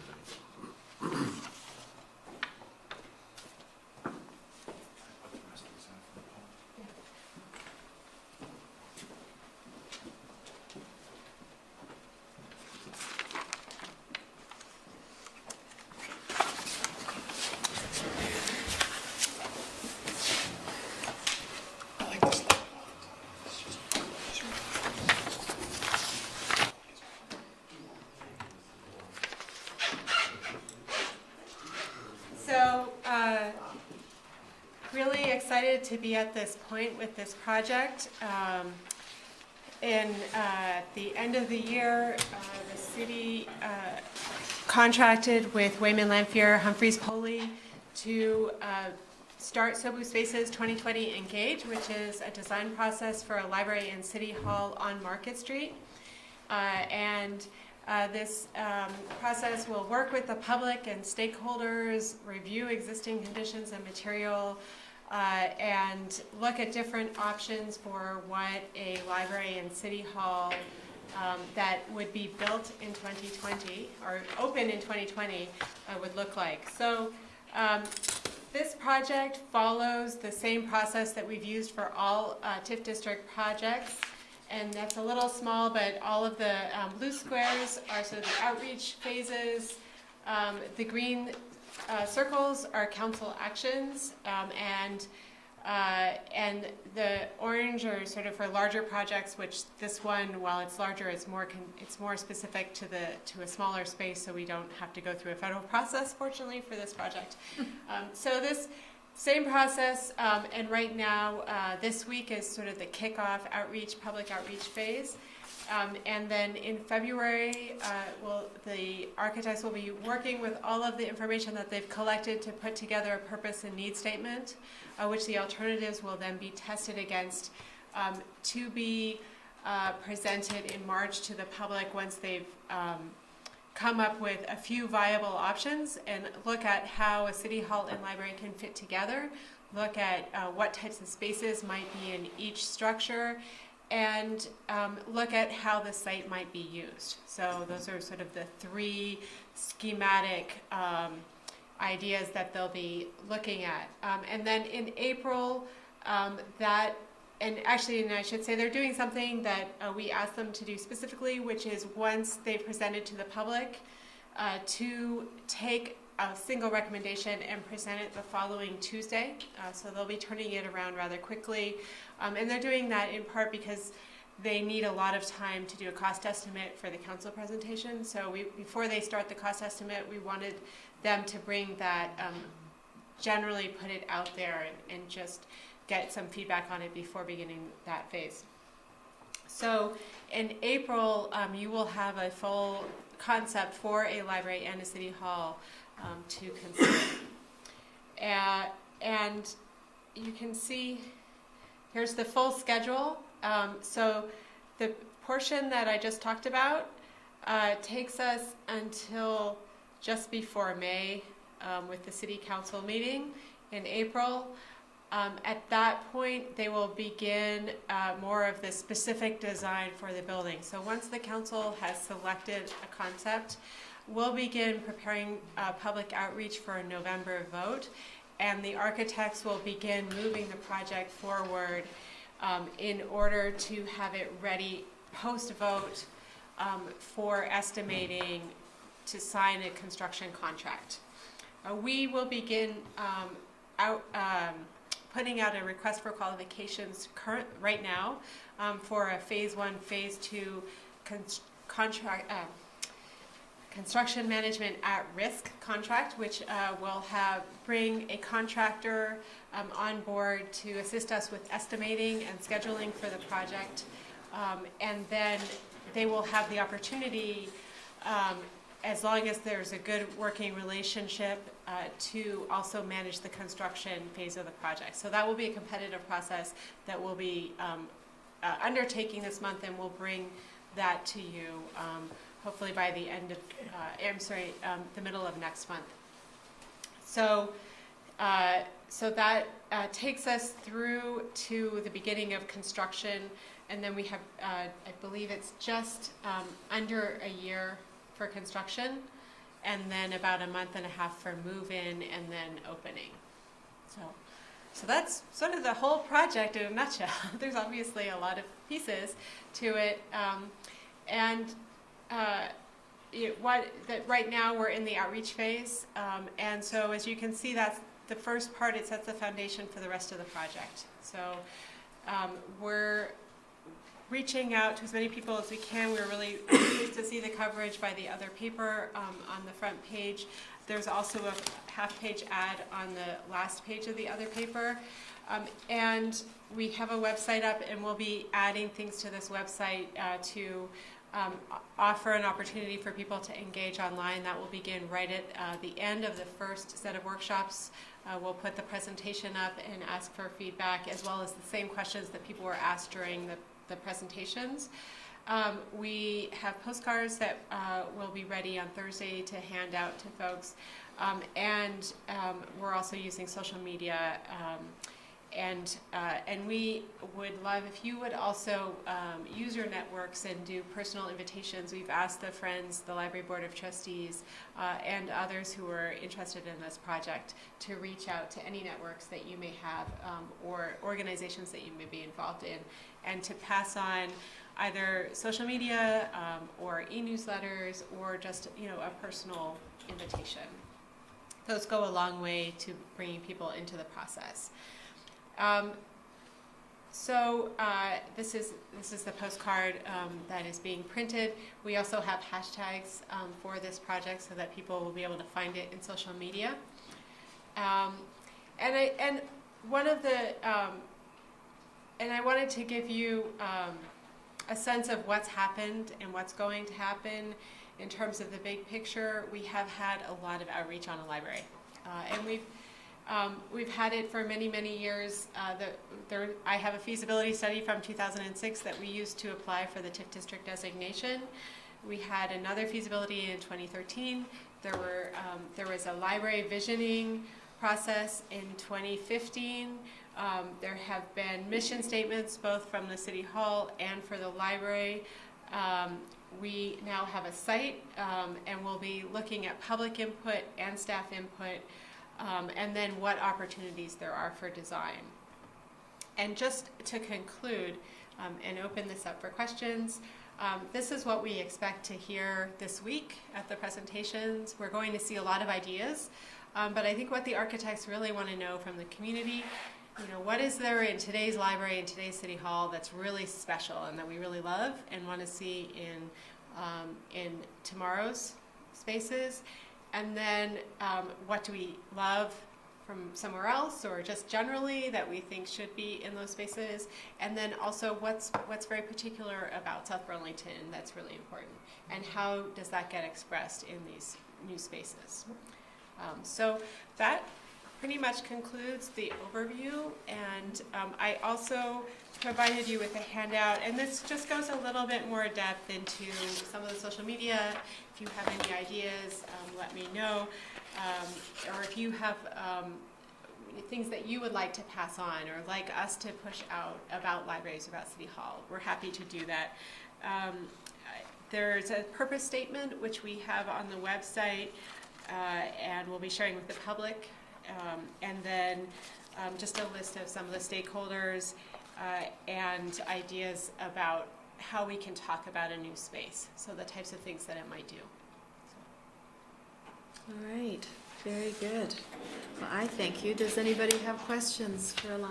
Yes, Tom? If you could go back to the timeline, would it be fair to say the following, that a lot of this work that we're starting in this week is so that at this point right here, September 3rd, we can go with a clear vision to the community, what the library should look like, where it will be, and also what approximately it's going to cost. Yes, correct. So that'll be for September 3rd, even though the state permitting would still be occurring over that time, but starting September 3rd, we would have all of those visuals to present to the community. Starting in April. Oh, well, okay. Where are you, oh, sorry, did you have your hand? No, where are you handing out your cards? So those will be at the public library, and we'll be looking for businesses that can also hand them out. They'll be at City Hall. I think those are the main places that they would be. Okay, good. I will say that my daughter's elementary school sent out a page Great. asking people to attend, so Good. you're, I'm assuming, reaching out to all the schools to Yes. have families Yes. in attendance as well. Any other questions down here? All right, all right. No, but I would love to have had a copy of that. I'll send out a copy of this. Great, thank you. Okay, well, thank you very much. See you Saturday at 10 a.m. Yes, and All right. I'll see you Thursday. Okay. My husband on Saturday. All right. Very good. That brings us to item number 12. I'm sorry, Helen. Did you want to it's say? fine. Okay. Please, yeah, please chirp in here. I'm sorry. So we have item number 12, which is consider amendments to city's nuisance ordinance. And this is the first reading, but okay. Potentially first reading. Potentially first reading. And we have our city attorneys, Andrew Bolduc here. Good evening. I'm proposing two potential amendments. This stems from something that our police chief brought forward to me, which is what it kind of boils down to is where our land development regulations are a little bit different than Just speak our- up just Sure, a little sure. louder. Yep, Thank sure. you. Where our Appreciate land it. development regulations are a little bit different than our nuisance ordinance, where the DRB may approve a use that ends up being a violation of the nuisance ordinance. So the amendments here, and certainly the first one, is the exception in now new D8, which is noise from a permitted use in an applicable zoning district of the city's land development regulations, provided it complies with the regulations' specific performance standards for that district. That's sort of a cleanup, and it references to the noise performance standards in the land development regulations. And I realize I didn't attach a copy of that, but the specific standards, I'll just briefly read. The number one, the creation of, permitting, or operation of any of the above sets, instruments, devices, or vehicles causing said noise in such a manner as to be plainly audible at a distance of 50 feet from the building, structure, or vehicle from which noise emanates shall be prima facie evidence of a nuisance and a violation of these regulations. And Ray Belair, our zoning administrator, has full authority to issue municipal tickets, just as a police officer would be able to under the nuisance ordinance. So this would loop that in with the LDRs. And number two is shall be a violation of these regulations for any property owner to create or allow the creation of noise in excess of the following stated limits in the city during the hours of 12 and 8 a.m., 12 a.m. and 8 a.m. And it's a decibel, weighted decibel average number, which is the 45 dBA based on 1 hour average measured at any point where the property on which noise emanates adjoins any property used for residential purposes, and if it's commercial purposes, it's 60 dBA weighted 1 hour. So that's the reference there. The second amendment, and I referenced a little bit in a memo provided, which is to expand C7, which used to read persons keeping or, this is a violation of noise ordinance, persons keeping or harboring any dog or cat which by frequent or long continued noise disturbs the comfort or repose of persons in the vicinity. My recommended changes are, that's by far the most broad language we have in the nuisance ordinance for any activity. I thought to provide a little bit more consistency with the rest is to amend to persons keeping or harboring any dog or cat, which by frequent or long continued noise unreasonably disturbs the peace or health, that's language consistent with other sections, of persons in the vicinity, and is plainly audible between the hours of 8 p.m. and 6 a.m. So those are a couple of thoughts about amendments to the nuisance ordinance to kind of help the police chief with some enforcement. I have a couple of questions. Are there other questions that people, I'm willing to let you go before I do. I have a small one. Sure. I'm fine with this, so I'm going to support it. I'm looking at item 5 at the bottom of page 4 of the current nuisance ordinance. So the last paragraph of page 4 of the nuisance ordinance. This is one of the noises from the following sources that shall be exempt from prohibition specified herein. I just look at the first sentence, and I feel like we're already permitting by the city these activities through our LDRs. So I don't know if that's something you could stand on, but it says events or activities conducted or permitted by the city. Our land development regulations permit that activity, so it's already exempt.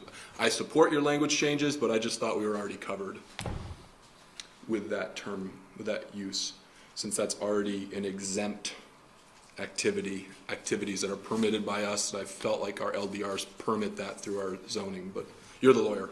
Yeah, my reading of that came up as part of an original legal opinion, but my general thought is that seems to be more events oriented rather than events or activities. My sense is the general sense of that. I read that to be parades, large events, and I don't necessarily read a ongoing use of a property as falling under that. So. Okay, are there other questions? Thank you for Can I have one? Yes, Helen. And it's just on the change in the definition of 7. I'm just curious on your striking comfort or repose and replacing it with peace or health. Is it your opinion that peace or health is a broader construct or more narrow of what would unreasonably be disturbed? I think of it as probably a little bit more narrow, but also a little bit more attainable and understandable from an enforcement standpoint.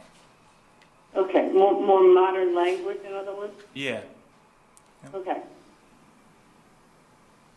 Okay. I don't know how that's determined either, but Yeah.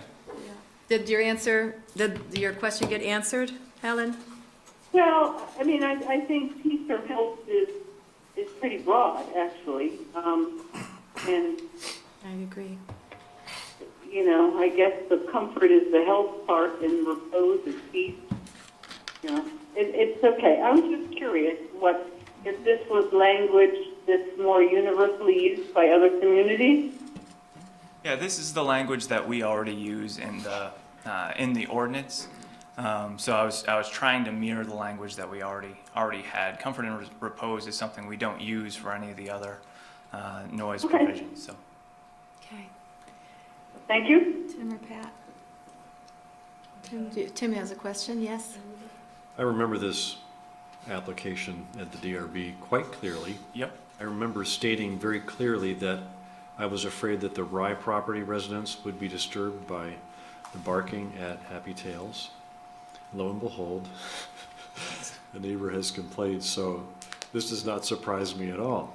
But it's really good that I think you've done a good job trying to solve this from a regulation point of view. I have a comment about noise-related trash pickup and removal between the hours of 8 and 6 a.m., number 8. Now, this is just a personal pet peeve of mine. To me, in a residential community, right, where you have single, multifamily homes in a strictly residential street, I don't think any trash truck should be allowed in there before 7 a.m. Agreed. And I would love to propose that we change that to 7 o'clock, and I really don't care if it affects the schedules of some of the trash pickup people, but I consider it to be a violation of my peace and health when, in the summertime, when our windows are open for nice sleeping during, spring, summer, and fall weather, I have to listen to a trash truck roaring down the street and then operating its compressor and banging of the, picking up stuff, so, I don't know if we have any.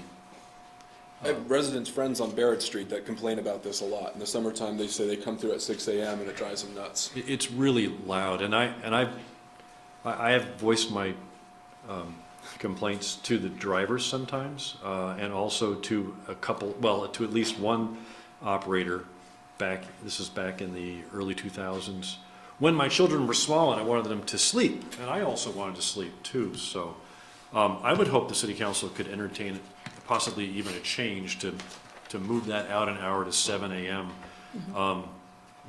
Just because, you have to have a starting time for commercial enterprises and services that have to happen within a residential area, but you want to strike that balance between people that want to sleep past, 6 o'clock in the morning, and we do have a large share of retirees that don't have to get up that early, so that's just a consideration I'd like us to think about.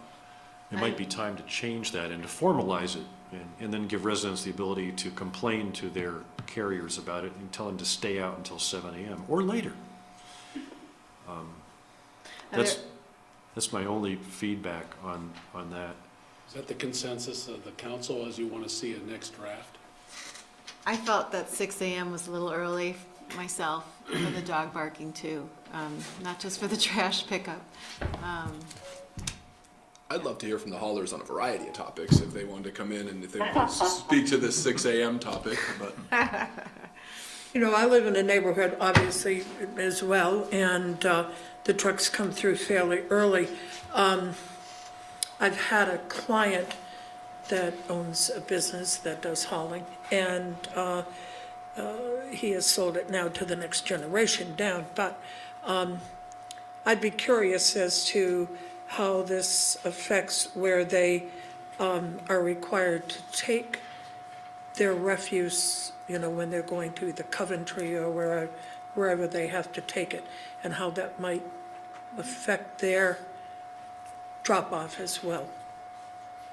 Yeah. So, Certainly while that we makes- may all feel a certain way, I think we have to be cognizant of how the businesses function as well, and to find out, maybe from them, is there a reason that it would be grossly unfair to ask for a 7 o'clock starting time?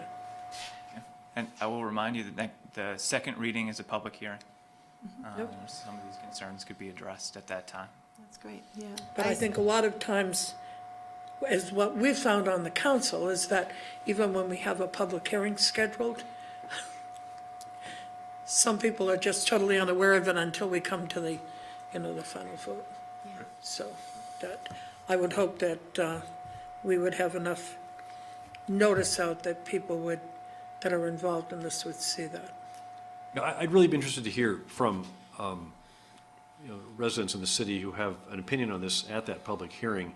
Personally, I've had a lot of interaction with people about noise, both in the last neighborhood I lived in and in the current neighborhood.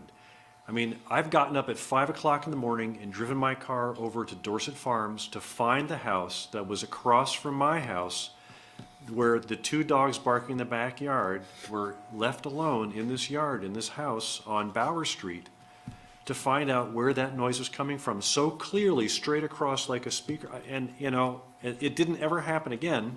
I'm not sure why, and I never spoke to the people, but I was able to identify, so if it did happen again, I could call the police and tell them exactly the address it was coming from. I've also driven over to Sadie Lane to confront the Snyder construction crew at 7:30 a.m. to tell them that they started building at 6:15, which was definitely not allowed by the existing ordinance. And by the time I got upstairs to address the foreman in a very nice fashion, he threw his hands up and said, the police were already here because somebody already complained.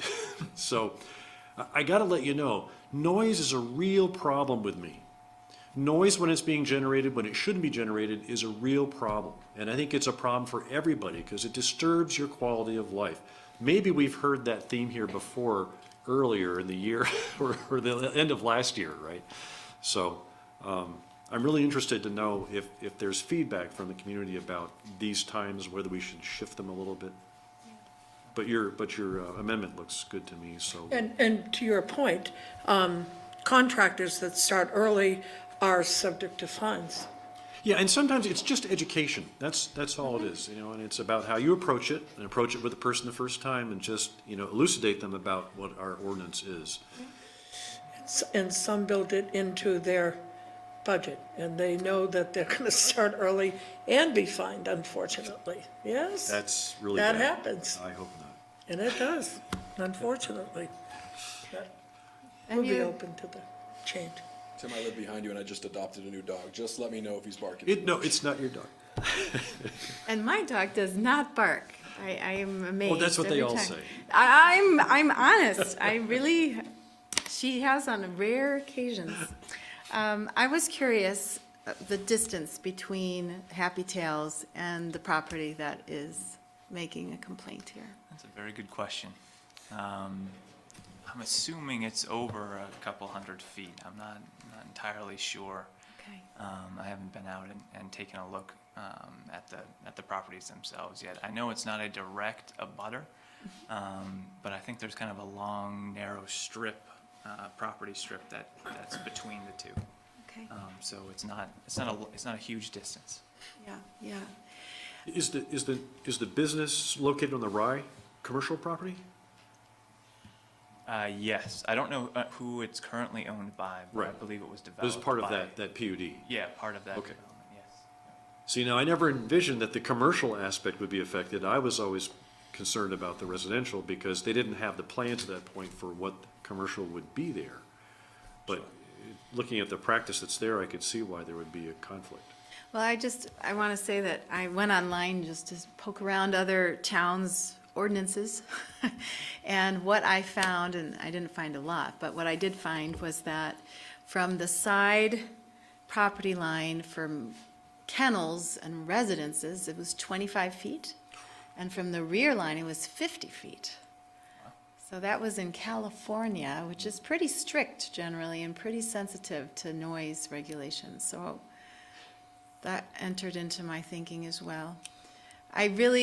I am sensitive, though, to what you said about how our land development regulations enter into conflict with our ordinances, which, that's very regrettable.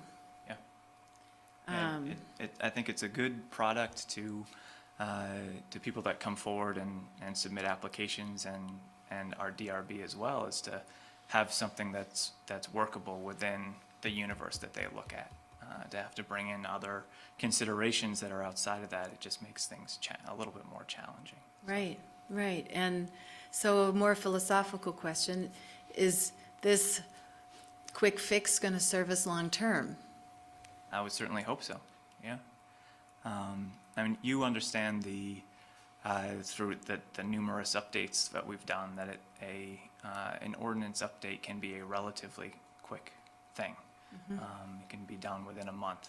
It's on after the close of the second reading and the public hearing, then that it can be changed. So I would like to think that if there are issues that come up with any of the amendments that we've done on any of our ordinances, that we can always come back, and I'll be right back in front of you and say, look, we're seeing this issue, we're having this enforcement struggle. Consider a change or a tweak that might be beneficial. But my thought here is, if when we sort of punt some of this to the LDRs, that's the the Planning Commission spends a lot of time focusing on this particular issue and how developments and how those uses will impact each other. So it seems like and there is specific standards about noise. So it does seem like the appropriate place for this to generally be regulated. Mm-hmm. And that was my question for my colleagues here. Is this worthy of the Planning Commission's attention to think about buffers between, I believe what was going to go in potentially was a timber plant of some kind. Yeah.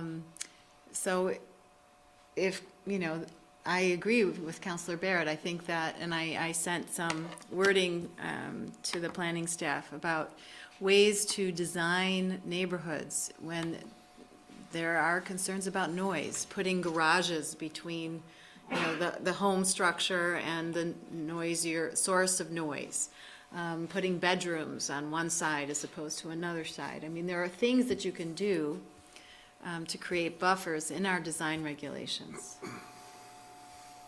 Is I'm not against this? that. I would think that might be a separate conversation from addressing this issue, but I'm not against asking the planning commission if they've discussed this before or if it's on their priority list. Is Well, that what you're it's a longer-term solution that would hopefully think of, you know, the problem globally as opposed to what I see as kind of a stopgap measure here.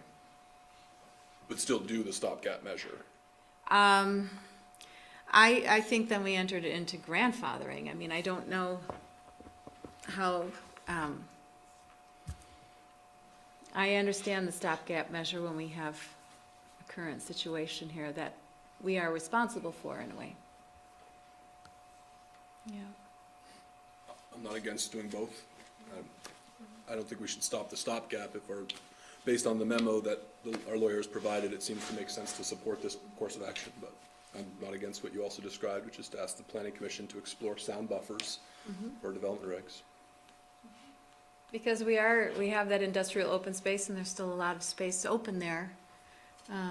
So I don't know that it's too late. It's not, I think I mean, I know they have a full plate, but are there other thoughts about that idea? Helen, do you have any reaction to that idea? Well, I have to say it's been very difficult for me to understand what anyone has said. Oh. So I'm not sure what you're proposing.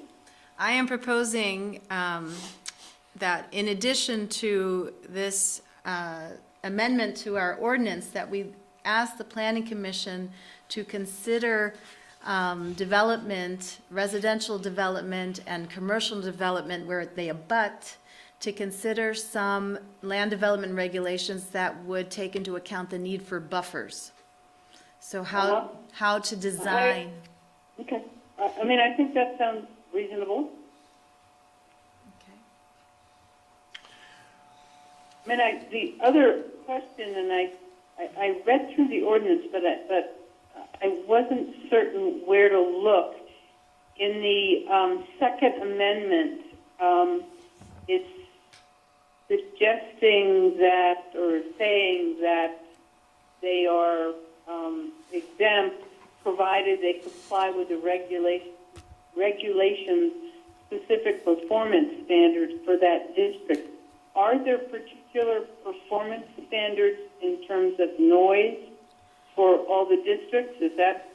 I don't believe so, and that's. Yeah, not yet. And I spoke with Not Paul. yet. I spoke with Paul Connor, Helen, directly on this question, and I included that language in there because it, there may very well be in the future, if the Planning Commission has it as a priority to have some sort of different sound performance standards for, the industrial open space where we allow, commercial and industrial and residential development. Okay, well, so I think that relates to what Megan just proposed, and I think that makes a lot of sense. I also, I suppose we imagine that the businesses that will come to the first floor of the buildings being built in City Center would have within their building design the kinds of noise mitigation that might be appropriate. I mean, you don't know what the business is until you rent the space. But, I mean, some businesses, I suppose, are a little noisier than others, like a bar or a restaurant. Or if there are trucks that are hauling things away. Yeah. So I don't know if that's included in the form-based code and those regulations, but maybe that's another place to look for some guidance. Do you mean citywide form-based codes or city center form-based codes? Well, just in the city center, form-based codes. We don't have form-based codes citywide Not yet. yet, right. Yeah. So it's really two things, looking at the form-based code as they apply to city center and the potential businesses that might be on the ground floor with housing above. And then the LDRs for the rest of the city. And this has already occurred, I remember, on Dorset Street where we had a hair cutting salon kind of spa that was abutting a bar with live music. And Right. the peaceful spa was not too peaceful after a certain time. Friday afternoons. Right. Right. Well, yeah, and I think they did some sound mitigation, as I recall, to alleviate that, but I think one of them is gone now, or maybe both are, and I can't remember. And that's unfortunate. And I think if there is a Yeah. way in the LDRs to ensure that there can be compatibility between two abutting properties, I think that would be only to everyone's benefit. Yeah, all Yes. right. Okay, so we Great. have before us this, I have another question. yes, please. Sorry. No, And no you can apologies.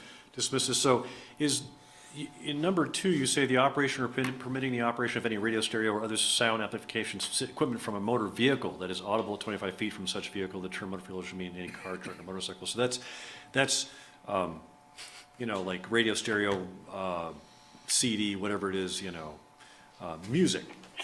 What about those vehicles that have had modified exhaust systems that are even louder than that? And are there other provisions and other ordinances that deal with that? Are there state ordinances for noise? So let's take a motorcycle where the person has taken off the stock exhaust system and putting through pipes, which are extremely loud, which can be very disturbing to residents if it's in a residential neighborhood when they ride in and they ride out or they ride through. To me, that's just as disruptive as somebody driving through with a very loud stereo in their car. There's no provision in here for that anywhere in terms of being a public nuisance, right? Right. And in fact, those vehicles, if they were inspected at that minute that they were stopped, would probably fail because they didn't have the proper equipment on, or they'd had modified equipment. And there's probably a state inspection statute for, the noise of a muffler or what a muffler's supposed to do. I don't know. But I'm asking, is this an opportunity to also have an ordinance about exhaust noises from vehicles so that they could be stopped by the police if deemed to be too loud, and they could be ticketed? Is that the motor vehicle ordinance, perhaps? I don't know. Yeah, I don't know off the top of my head. That's a good question. Yeah. Oh, I thought you could be ticketed, but I don't know. I thought I heard that too from Chief Whipple, but it's worth asking. Yeah, it's just a question, that's all. All right, so I think we're looking toward a second hearing, or a first hearing. Second hearing. Yeah. Second hearing. Yeah, second reading. Second reading. First hearing. Yeah. First hearing with a second reading. Yep. Okay. So just so I'm clear, is it, so as presented, is that what you want? Or do you want to include the 7 a.m.? I think we'd like to hear from people and potentially include the 7 a.m. You already have 7 a.m. in here several times. Yeah, there's the 9 p.m., 7 a.m. in Yeah. other spots, right? So, I'd like to standardize and make everything at Okay. least at 7 a.m. as okay. an ending point. Okay, so 8 and 7 for both trash pickup and for dogs and cats. C7 and 8. Oh, now for You have 9 and 7, and then 8 and 6. 8, Right. wait, what did it's, yeah, I think standardizing everything to 9 and 7 is equitable. yeah, I think that's, it would make more sense. Are you thinking we should have the consistent hour in the evening? Because we've got a 10 p.m. in number 3, and a 9 p.m. in number 4, 9 p.m. in 5, 8 p.m. in 7, 8 p.m. in 8. I don't know. I think we could leave the evening hour myself because Helen raises a good point. I think each activity is treated differently, but the early wake-up time, Well, I see a difference between residential activity and commercial activity, and so if we limit commercial activity to 9 and 7, and then the residential activity goes until 10, since they live there, so they can have a party until 10. Yeah, I mean, I've understood that 10 to 7 was the standard for a long time, but Residential activity. but dogs and cats are residential, and I wouldn't, Yeah. It's true. I see it more as a party is not usually every night. That's, I mean, unless we Right. have to go Well, knocking that's on doors again. Well, you only can pick up till 8. I just don't like the 6 a.m. for trash pickup. It just seems too early, but Yep. if trash haulers Okay. want to convince me otherwise, Oh, I would- I'd like to hear from them. well, we could hear from residents and possibly Want to know trash for haulers. consistency, and if we're fine with different evening hours, I'm okay with that as well. I like the consistency in the morning. I like the consistency in the morning too. But the different evening hours, it sounds like 7 a.m. for everything and leaving the evening hours. At 8 for now, on these two. Okay. Were we clear as mud? Think so. A little better than that. No, I think I got it. All right. All right, well, very good. So do we need to make any So- kind of motion or anything here? Yeah, so I have recommended just a motion to warn a public hearing for a second reading of the nuisance ordinance as amended and discussed tonight. Thank you for, Or when? So the second council meeting in February. Second. Next, so it's the 18th? that sounds right. Is that President's Day? Yeah, The that's second No, February? it's the 19th. 20th? 20th This is would be a the Tuesday. 20th. Oh, no, Yeah. 19th, 19th. 19th is President's Day. That's Oh, it is? It's the The 20th. 20th will be your next meeting. Tuesday, Yeah, February second 20th. meeting in February. All right. And so 7:15, 7:15? 7:30? 7:30. 7:30 was good, I thought. Make it 7:30 in case we have a executive session. All right. All right, is there a motion? I move that we warrant a public meeting at the second city council meeting in February on the 19th? Or 20th? 20th. 20th. That's a really good day, by the way. Meeting or It's hearing? a really good day. It's your birthday? I'm not going to say. And Meeting or for the purpose for the public hearing to review this noise ordinance? Is that it? Speaking of The which, is that amendments. why you're laughing? Second. Nuisance All right. ordinance amendment? And did you say Ordinance 7:30, amendments, Tim? I didn't. I didn't say 7:30, but it would be for 7:30 PM. Okay, very good. And I heard a second come from Pat. All in favor? Aye. Aye. Aye. All right. Thank you. There we go. Thank you very much. Thanks, Andrew. Thanks. Have a good evening. Oh, you're still here. You've been here since the beginning. All right, we are now moving on to item number 13. Consider and possibly approve the draft fiscal year 2019 municipal budget and approve placing it on the ballot for the 2018 City of South Burlington annual meeting. And Tom Hubbard is listed as the lead on this one. Thanks, Megan. So I'm just passing around an email that I think you all received earlier today. Helen was also copied on that. Just, had some real good discussion following up on the presentations from department managers at the meeting on the 4th. And an action item that Kevin and I had from that meeting was to put a variety of scenarios together for you to consider based on some of the conversation from that night. So that's what we've done. And we have, with the additional scenario that Helen proposed this weekend, we have 5 different scenarios for your consideration, and open to your thoughts and comments on that information. All right, very good. So just to remind the public, we were presented with a proposed budget that would have an increase of 3.44%. And we were also presented with the estimated increase for the school budget, which came in under 1%. And I am curious, I was not able to attend the school board meeting last week. Do we have an updated figure?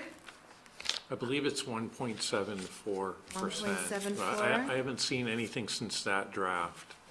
Oh, you have not heard? No, I since- think they meet tomorrow night? I thought it was meet last tomorrow night. Wednesday, but, Yeah. They've not approved a budget at this time. yes, but, okay. So the discussion based on the school board figure, which is of course the bulk of our budget for the whole city, led this council to consider some real gaps that we found in our proposed budget, which were to continue, and we certainly hope that our grand list will increase next year, but it was not a whopping increase this year. But that this current proposed budget was not sustainable long-term, and that caused concern among the counselors. And that is why we asked Tom Hubbard to run through some figures. We picked some of the projects that we would like to reconsider and see how those numbers played out, which he has provided us here on this piece of paper.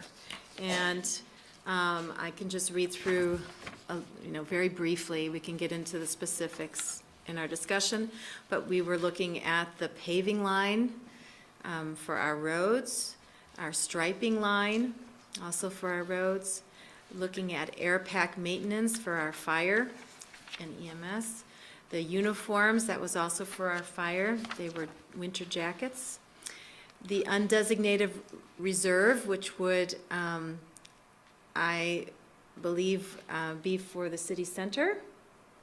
No, this one just That's- as, General, the city center reserve fund is at the bottom. Okay, very good. And Yeah, that was number 5. that's right.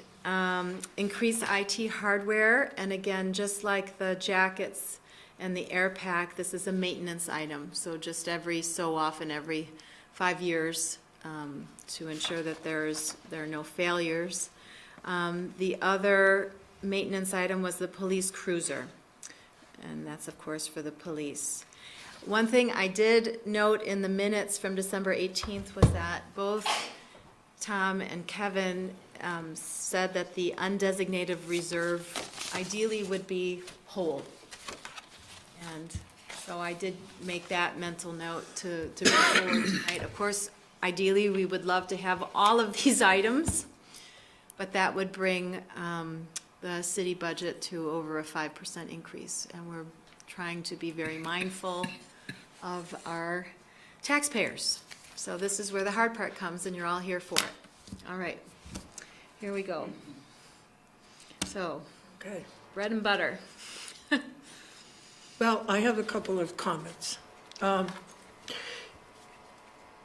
hate seeing taxes rise above what we had anticipated or had hoped to keep it at 3%. But the reality, and the hard reality of it, is that it's not enough to run our city to the things that we want. The taxpayers need to be aware that the cost to run the city, even if we just take into consideration the 3 contracts for our employees for the year, and along with the health insurance costs, are rising dramatically.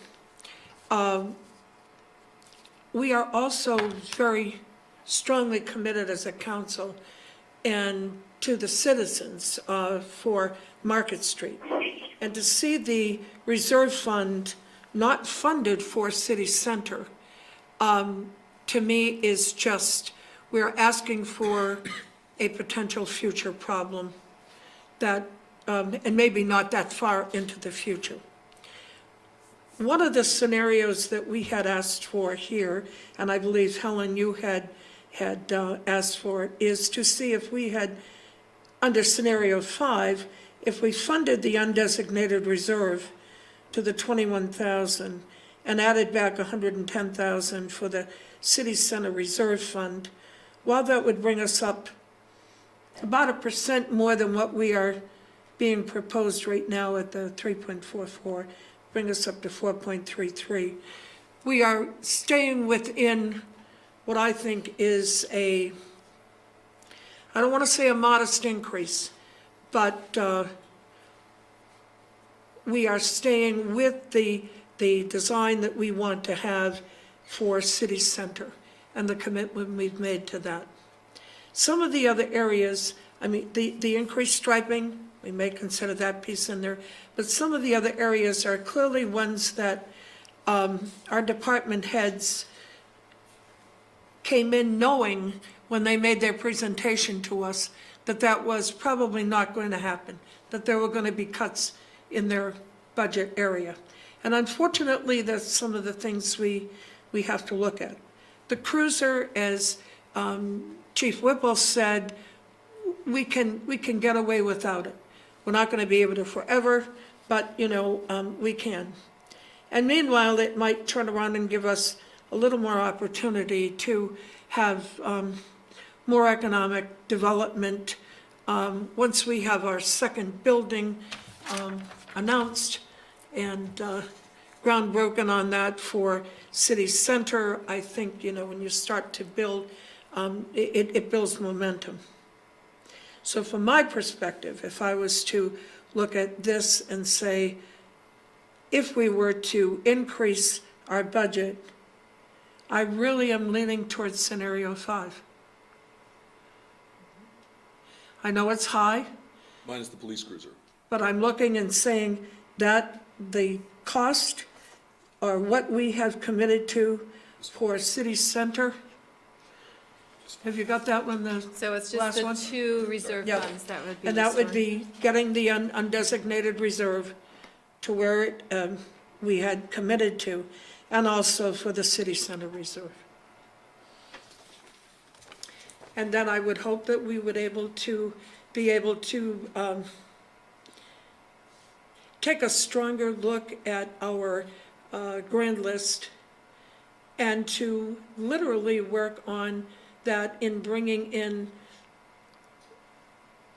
revenue that is not going to be all given to the state, that would stay in our pockets so that we could do this. But I think we're short-sighted if we don't fund the city center reserve fund, because I think that is the commitment we have made to our downtown, and to me, that is so critically important. There's nothing on here that we couldn't fund if we had the money. I mean, all of them are worthy of what we can do. Some of them are safety issue for the striping and so on. Can I ask a But question? it's practical. So as I go down this listing right here, the total increase for 1 is 51.5. When you get to scenario 2, you're adding in 4,000, so it's 55.5, and so on and so forth. When you get to scenario 4, you're at 101.5 because you've added 35 to scenario 3. But to get to the total increase for scenario 5, Scenario 5 doesn't include the previous 4, so unlike the You others, have oh, to add it's it not to 4. incremental? That scenario Oh, it's a 5 is- separate, total separate scenario. Yeah, Thank you you. added to I just 4. figured that out too. So, Pat, I'm only open to the drop in the city center reserve fund that Tom brought to us at the last meeting because I understand new information about what we're looking at. I mean, we were talking about a rec center for some time, but now we've scaled back our plans a bit, and we're looking at a library, city hall, and we also have other information now that we know that I wasn't convinced that the 860 was still a realistic target amount based on the new information that we have of where we are today. So I'm not opposed. I too am fully committed to city center. I just see that we're now looking at a library and a city hall, and the rec center, as much as it would be great and fabulous, I think that's been pushed off some, and I'm just not sure that 860 is still needed, and that's why I'm more inclined to support scenario 1 or 2.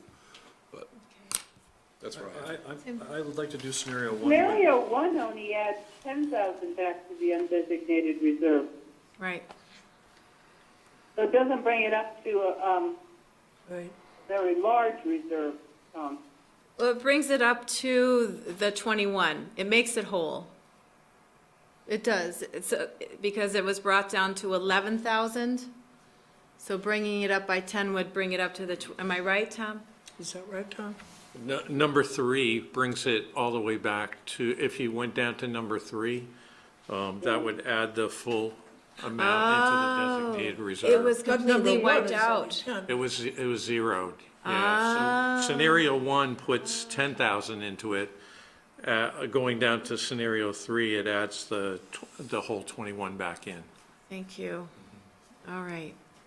Thank you, Helen, for making that clarification. Yeah, because it builds on it, it makes it, yeah. All right. Did you want to speak now, Helen? Did you want to? No, I put out the scenario 5 because I wanted to see what that looks like.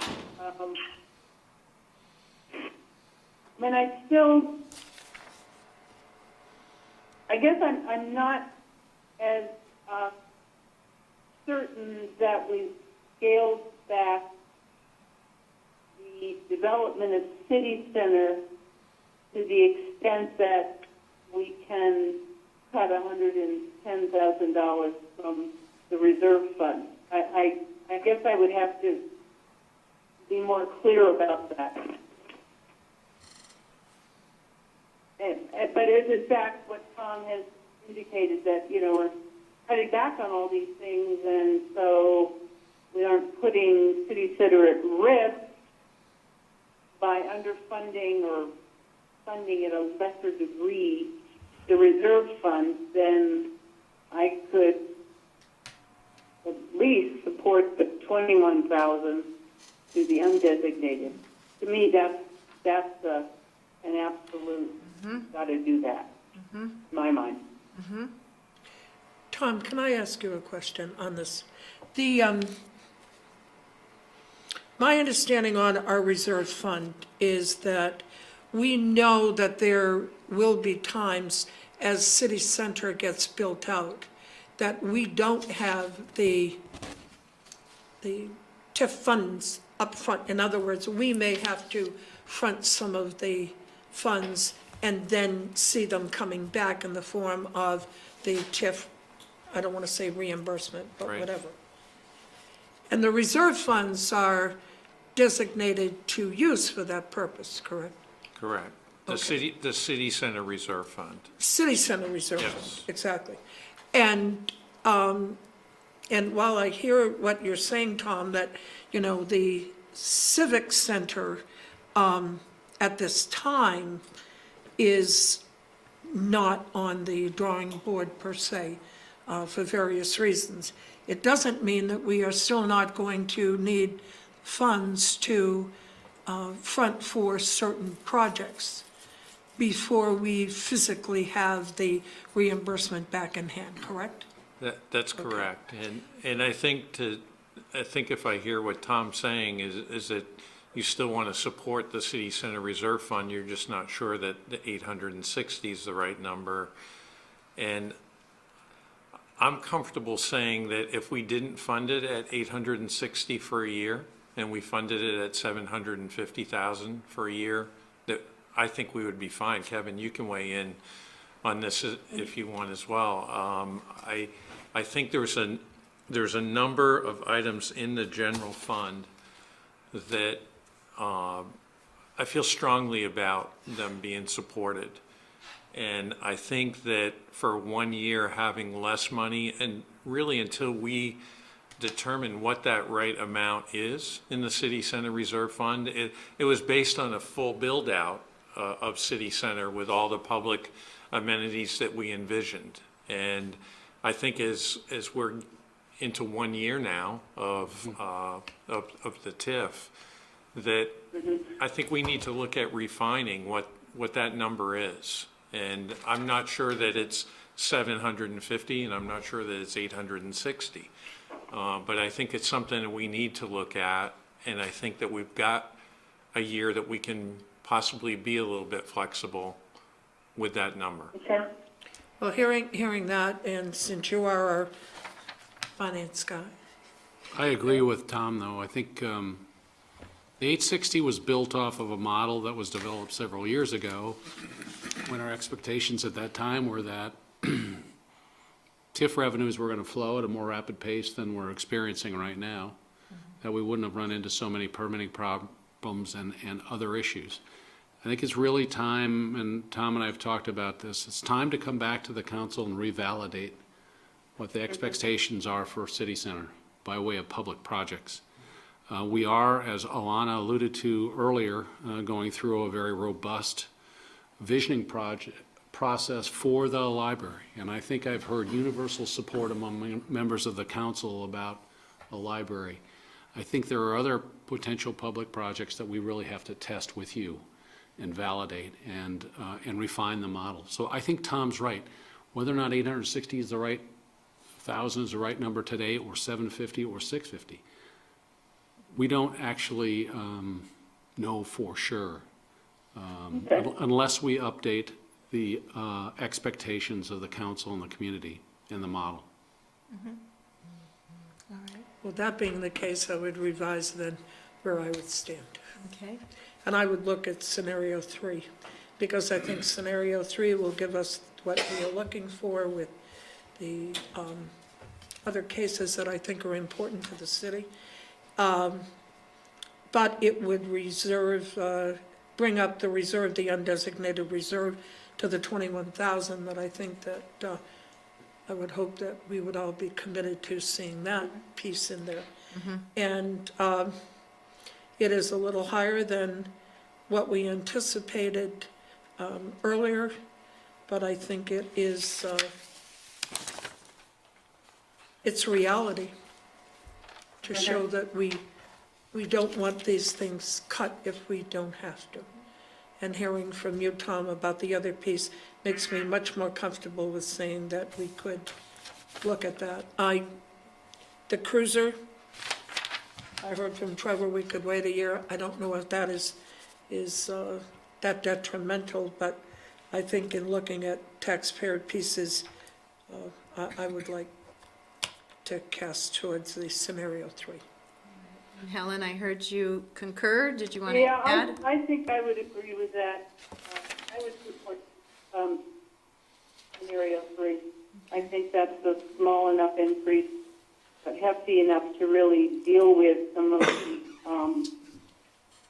the issues that Megan raised that I think are really important, and it brings up this undesignated reserve in 21,000, which still isn't a whole lot, but it's better than 0. And for the benefit of the public, that scenario 3 would include increase in paving, increase in striping. We would cover the air pack maintenance. We would cover the uniform replacement. We would fully fund the undesignated reserve, and we would also maintain the IT hardware. Tim? I support elements of scenario 1. I don't want the tax rate to go over 3.5 if possible. So I would say let's keep the striping. Let's keep the 10,000 to the undesignated reserve, line 788. And let's take the paving at 10,000 for a $30,000 total in scenario 1. Just those 3 items and nothing else. Paving to 10? Paving to 10. You would Paving to increase 10, it 10? yeah, paving to 10, keep striping at 10, and keep the reserve at 10, the undesignated reserve. So that's 30,000, that's probably 3.55 or something like that, I don't know. I'm not against the direction you're going, since you want to keep it at that number, and I think that's Yeah. considered to the taxpayer. The one thing I would interject, and I only do this because I just heard Kevin say he doesn't know where the city center reserve fund should be. Should it be at 860, 750, or 650?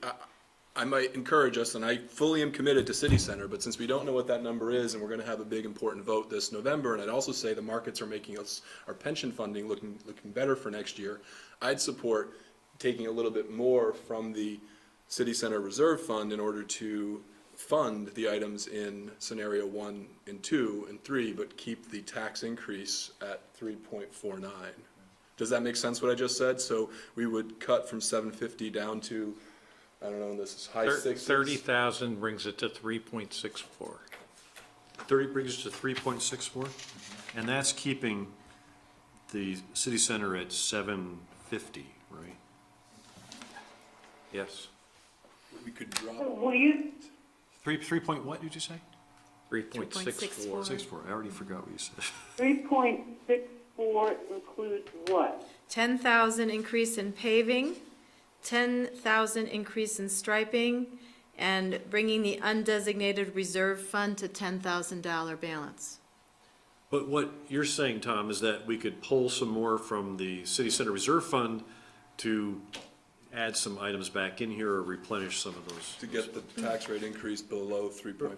Right, right. I really hesitate. I know that We're already taking. we're 110. all really No, but trying to I be hear what you're saying. sensitive to the taxpayer, and but We want if-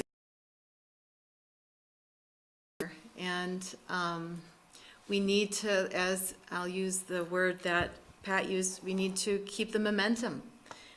That's why taking U-Mall as a possible, temporary placement for the library, I saw that as an investment in City Center as well. Anything that shows that we're trying to move into City Center and to develop it, I think is a positive. And so taking, I'm just throwing that going as below that amount, I think we just have to be very careful. If I could just say one more thing and then I'll stop talking. Our paving has been set at $575 for 6 years, and I would just strongly advocate for this $25,000 increase because the roads need it. People are just complaining to me about Spear Street, the bike paths. I think Justin could do more and we could have less. I get a lot of complaints about the condition of our roads, so I think I would strongly advocate for $25,000 for paving. but that begs the question, if the budget's at 575 already, what's an extra 10 or 25 gonna do on top of that? Was it an extra like quarter mile or tenth of a mile or? He seemed to say that it would get us even more for our buck, more bang for our buck, because more projects would lower the overall cost per mile or cost however it's costed out. Just so you all know where I stand, the sweet spot for me was scenario 2 or 3. 2 So, and 3 or 2 or 3. 2 or 3. I said that 3.8 was about my area at the last time. 3.89, gosh, I'm sounding like the Grocers Association. Everything's $2.99, but it's. It's important. It helps. Makes more palatable. But I mean, I know all about the IT replacement. I hang on to my computer for a good long time. I think if we can eke it out one more year. I think taking money from the reserve fund to bolster up this year is not reality for our residents. Say that again? I think it's not reality. For taking more? Well, for taking the money, if we were to take it from the reserve. Taking And the more? reason, if More than the 110? If we were to, right, more than 110. Okay. We were to reduce it down. Yeah. And there's several reasons behind it, but certainly one of the ones is that that is prior, that is where we're at. It seems like it's low-hanging fruit. It's always easy to turn around and do that. Just as Trevor said, it's always easy to turn around and cut a position. We held on that. We didn't want to do that. I would desperately hope that we would not look to reduce that below that 750. I tend to agree with you. So I'll, again, just put it out there. Just building off of what I said earlier, if we were to take scenario 3 minus the IT, that would be 62.5. And I know it's under 3.89%. I don't know the exact percent of that. 4,000.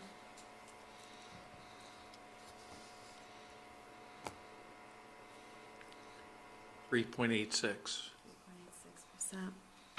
at 62.5. 3.86? So I'm sorry, what was that? If we got it down to 62.5? That's 3.86%. Without the IT. That's without the IT, That eliminates the IT. but keeps the undesignated reserve whole, and it So would. is that, Go ahead. is that more important than the uniforms? Are the uniforms I was going to say that. than the IT? I mean, Tim convinced me last time that, you know, if you have a problem with the IT, the city could potentially call to, you know, screech to a stop, and it's expensive to repair. Well, it's not the server here for 4,000. No, this is the security stuff. This is the security stuff? This is hardware. This is hardware. It's probably just laptops and new- desktops. New computers, new desktops, yeah. Oh, okay. I thought it was the security. So it's a hardware line. Okay. All right. Well, then I could be convinced to get rid of that. Or just Sure. Well, let me postpone. go back to the uniforms. I mean, they have winter coats. This is a replacement. Does it mean that the winter coats that they use now are worn out and unusable, so they're going without? Or it's just they don't get a new one? Recalling Doug's comment, I think he was saying that half the coats were being replaced this fiscal year, and then half the coats would be replaced next fiscal year. So he needed 19,000 in each year to make that work. I don't know the year of the current coats. I'm not sure. I know they have winter coats. These are replacements. I think that the expense is due to that they have to be heat, flame retardant, and it also has the built-in for the speakers so that they can talk right from their shoulders. So would we be out of compliance? I'm sure not if they were, I'm not.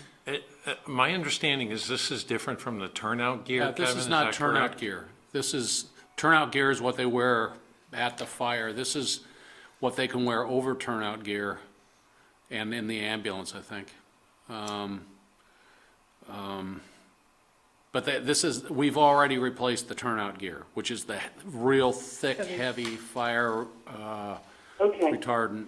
This is a coat on top of that, a winter Well, coat. if the 4,000 for the IT only reduced that 3.89 to 3.86, is that it?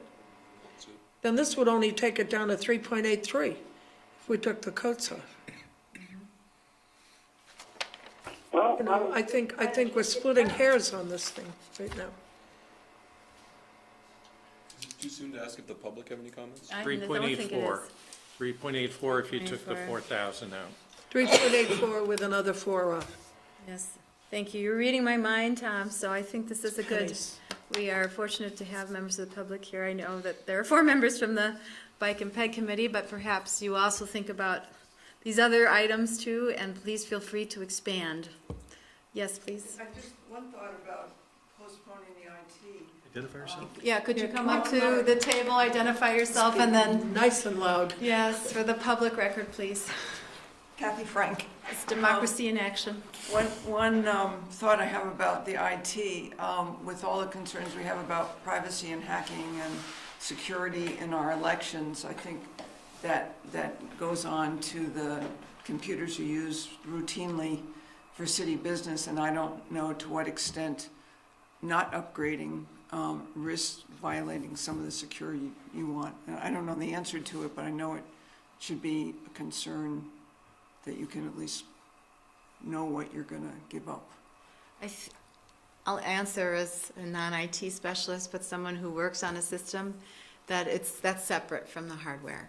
That once you are connected to the system, the securities are there and will protect your hardware. I mean, if someone who is in IT wants to disabuse me of my Al would have to. illusions. Specifically, it is, if it's just desktop upgrades because they're on a special. That's what it is. That's what these If are. it's a specific, like, every 4 years, we just replace this regardless, I mean, could just So be. it's not the software that's, Oh, the it'd just be- software's Yeah. somewhere else. Okay. Yeah, and the firewalls and all of that good stuff. Okay. You get a new computer, it's faster until it slows down. Then you get another one, it's faster until it Yeah. slows down, right? Yeah. Thank you. Until it says Yes, one. Donna, please come up again. Well, I would propose that we keep the paving at 25, striping at 10, eliminate the uniforms, I guess keep the air pack maintenance, increase the undesignated reserve to 21,000. That's it. And I think that gets us to 3.84. Okay, Correct. okay. So What did I miss? if you want Are a you- motion, I'll make that as a motion. We're still listening to members And of, be amended, but, She can't hear you. yeah, Helen? yeah? We have a member of the public here, Donna Laban's here. So we're Okay. we're just gonna hear from some members of the public, and then I'm happy to hear a motion. Okay, sorry. Donna Laban, and actually, I was kind of going along with what Helen was just saying in terms of, what you're currently looking at. I actually just had a question, and it's not one of the items on the list, but it was a question that's occurred to me after reading the other paper. And there was an item about sort of and correct me if I'm wrong, because I may not be recalling this correctly, but there was like $125,000 deficit in the funds, in the amount of money that was expected to come in from electrical inspections and fire inspections. And that was a position I really questioned when that position was hired, about whether or not the city could, number one, afford to have a full-time position, electrical inspector. And second, that, then it becomes, a retirement issue and everything, that why couldn't that position be contracted instead of being made a full-time position? Because I think it goes to the budget issues entirely, in that, why do we have this position in the city?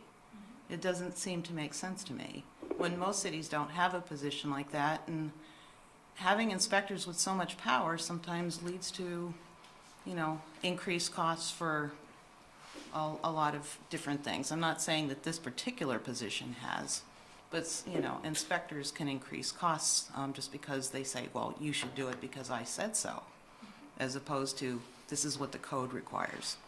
So that was just a question I had. Kevin and Tom are probably better placed with the numbers. Well, there is a deficit in that line item. The revenues, depending on the amount of construction and sales and all, go up and down every year. We get far better service in this community from our in-house inspectors than we would if we waited on the state. They apply the code as it's written. They don't make it up.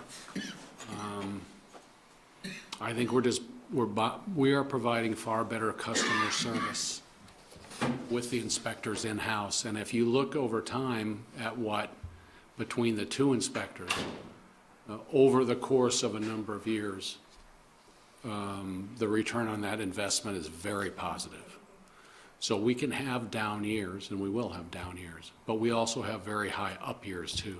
And the revenue trend line there exceeds the expense by a significant amount over time. Over time, but when we're, kind of facing having to cut other things in order to keep that position, and I still question why it's a full-time city position. And to go to your contracting out question, that becomes a direct conflict with our contracts, our union contracts. So our ability to just simply contract out for a service is limited when it's bargained work. Let's just put it that way. My understanding is that we don't have a full-time electrical inspection person. We have this person who does other things in addition to electrical inspections, or he only does electrical Only inspections? does electrical inspections All when right. he is booked. I thought it was also administrative duties that he was doing. Well, administrative duties associated with electrical inspections, but he is busy with electrical inspections. Okay. So, but the contracting out issue is not, it sounds appealing, and there may be a way to do it, but it's a challenge in the public sector to contract out for a service that is bargaining unit work. in other words, qualifies for bargaining unit. Well, It's just a world we live in. Just as a member of the public, the 125,000 deficit seems like something that should go away. You know, 'cause It that's a won't lot, necessarily go. that's a lot of money, you know, for a service that, it's benefiting the overall building public, and it may even benefit the city, but the public doesn't see it. So that's just a comment, and thanks for answering the question. Donna, there was a question that I had asked if there was an opportunity that another community might avail themselves of our electrical inspector's services. And I think that's something that is not out of the realm of a possibility, but that would be up to our administration to turn around and look into for us. I think that would be great. So, and that, I mean, we're looking at shared services in a lot of different avenues. And, yes, it's always disappointing to have that, to have a year where it isn't. But I have to agree, since we've had our inspectors, we have really had a tremendous amount of money that we have been able to allocate into budgets as a result of having the inspections done locally.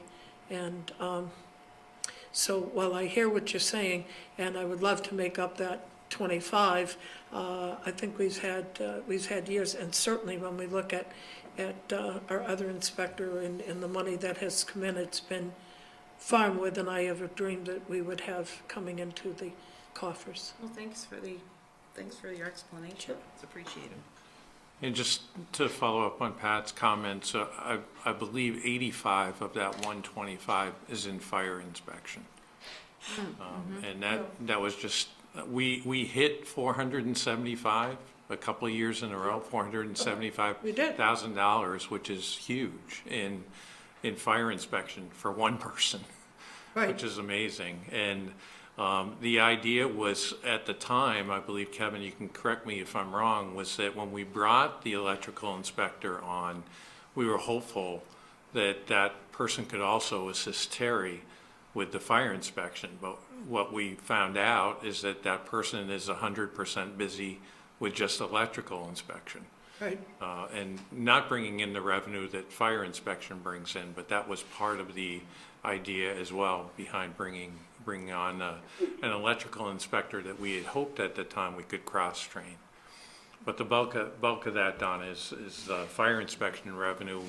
We're just trying to bring in line with what the development growth is within the city, so that we don't have a false revenue figure that we have to balance out at the end of the year. So we reduce both to a more realistic number. Yeah, and I think it's important to say that a budget deficit is different than an enterprise deficit. If you consider them as an enterprise, they more than pay for themselves. And the enterprise is self-perpetuating. It doesn't come from tax dollars. The revenues generated by, it's not even a department necessarily activity, it's an enterprise within a department. So it's like an entrepreneurship kind of project within a department that self-sustains itself. Exactly. So it's not your dollar that's paying for it. That's an important part too. For example, just like we heard at the beginning of the meeting with sewer, the sewer rate fund is going to be funding this new connection on our Hadley Road neighborhood, disconnecting with the Burlington wastewater treatment facility and connecting it to our wastewater treatment facility. That won't cost you a dime. That comes from this enterprise fund with its own fees, its own rate structure, it's separate from the taxpayer dollars. It's separate from that general fund that's funded by taxpayer dollars. It's your dollars, but it's paid to your water bill and to stormwater assessments, right? There we go. But not your property taxes. Not your property taxes. If Helen's motion is still on the floor to accept the... So, yeah, do you want me to just go over it again? Sure. Increase in paving, increase in striping, increase in air pack maintenance, increase in undesignated reserve to the tune of $21,000. Okay, I will second I that. believe that gets it to the total increase of $62,500. I think it's I think that that's a 3.84% tax rate. It's $58,500. But the percentage is So correct. 62,000, isn't it, 500? Minus the 4 for the uniforms, so that's 50. Minus the 4 for the IT. And the IT as well, but Oh, maybe I added it wrong. Okay, 35. So it's scenario 3 minus the uniforms and minus the IT, right, Helen? Yes. I will second that motion. okay. All right, any discussion? I don't support it. I'm just telling you now. I support. I'm sorry, what did you say? I said I don't support that in tax increase. I'm just telling you now. Okay. Okay. I will just say ideally, it would not be 3.84%. I think that given the forecasted school budget, and given that we've had a lean year in our grand list revenues, I think that we have to face our responsibilities and cover the basic necessities to make sure that we are not too far into the muscle. And I think to Donna Laban's point that we don't see it, I think that the paving and the striping is something that residents do see. I hear it when it's not done to people's satisfaction, and I think that we need to pay heed to that need of the taxpayer, to see where their taxpayer dollars are going. And to not have our undesignated reserve means that come a rainy day and the leaky roof happens, we have no cushion. And that is a real concern to me as well. The air pack maintenance is a safety issue. The understanding that we got from the initial presentation was that we'll find the money somewhere if we need it. Well, let's make it clear to the taxpayers why we're asking them for $2,500 more dollars. That we are maintaining the firefighters' air packs, which is, I think, a worthwhile expense. So I too will support this. Any other discussion? No, and I support it. I agree with everything Councilor Emery just said. So all in favor? Aye. Aye. All opposed? Nay? Okay, so 4-1, it passes.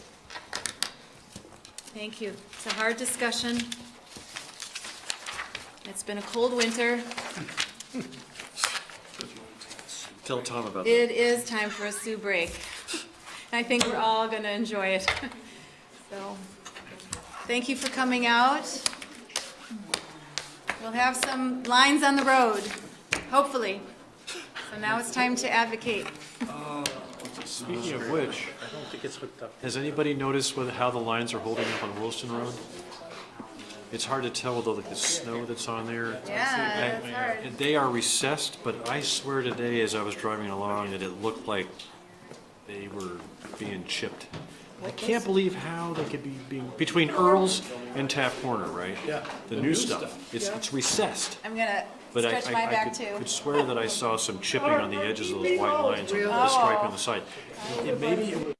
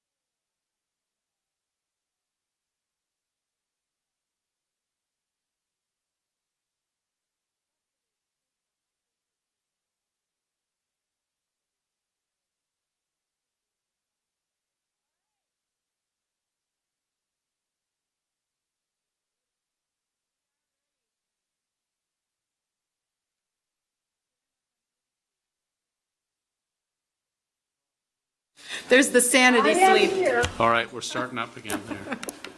My grandson wanted to know, how do you understand what anyone's saying? Because I had the phone down with me and everyone was talking all at once. I said, no, over a recess, it's okay.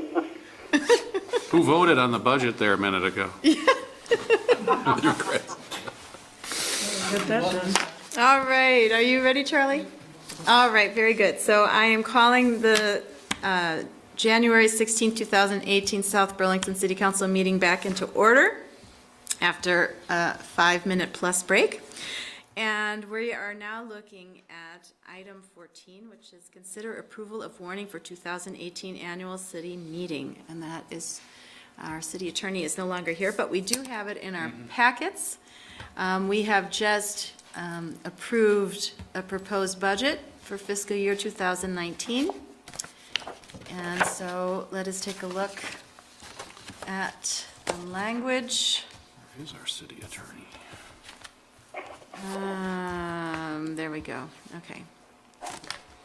Yeah, Okay, so here he comes. here he comes. Thank you. The revised version of the budget. Thank you.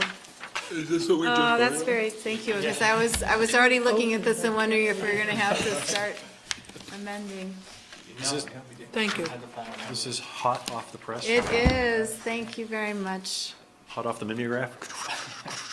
That's relatively straightforward. You've approved, I think already, all these items to go on the budget, but this is just the official warning for the annual annual city meeting that will be coming up March 6th. And there's also a note for the public informational hearing March 6th as well, which is standard. So the 4 items are the election of city officers and city councilors, approval of the city budget, for which you just approved the final numbers here. Article 3, as Justin talked about earlier, incurring bonded debt for the Bartlett Bay wastewater treatment facility system improvements. And Article 4, which is the Chittenden County Public Safety Authority, which is the new regional dispatch center. This language was previously approved by council about a month ago. Okay. Did the figure in between the parentheses there not get, how come I'm not making sense of the Article 2? Yes, yep. The 15 million spelled out $202,174. Oh, I'm sorry. Is Yep. that, okay, Yep. all right. So, What is the number again? so it's $15,202,174. Breaking up. We'll repeat. 12 is wrong and The 12, I'm sorry, yeah. $15,202,174. So it's 15,202. Yep. 15, The number should be 15,202,174, right? 17. 174. 200, sorry, I'm sorry, 272 is the number. Oh, it is 272? It is Okay, so it's 272. 15,272,174. Yep, my apologies on that. So So just- I'll make that change, yeah. Please say it again, I'm sorry. 15. $15,272,174. Okay. Okay. Okay, good catch. My 6th grade math teacher said you shouldn't have any ands in numbers. You're gonna drop those ands when you spell it out? Yeah, that was my high school personal finance teacher, how to write a check. I learned that.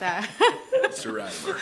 I will be sure to. Yes. You can say the and for the cents. Just to say that teachers leave a lasting impression. All right. Mr. Radimer. I also had Mr. Radmer, but I must have missed that day. All right, very good. Are there other things on this? And thank you for so quickly Sure. going up. I have to say, I just kind of looked at that and I went, I think that's supposed to be a different number. You need a motion to, We don't have to put in the number of which it is estimated, whatever will be raised by local property taxes? That's in there. Yeah, If you look at Article 2, It says $15,272,174 will be raised by local property taxes. okay, so the other step of which it is estimated, okay, thank Yeah, you. Yep. Okay. So do you need a motion to approve this warning? Yes. Well, I'll move that. Second. All right. All in favor? Aye. Aye. Aye. Okay, very good. Very good. Andrew will go quickly and work his magic. Go forth. Thank you, Andrew. All right. We're going to now move on to item number 15, consider approval of application to Vermont Downtown Board. And we have our Director of Planning and Zoning, Paul Connor, here to lead that discussion. Yes, hello. As you said, I'm here to make a request for the council to approve our submittal for an amendment to our neighborhood development designation. Designated neighborhood designation with the state. Very briefly, there are two tiers of designations at the state level, both intended to support existing villages, downtowns, new town centers, that kind of thing.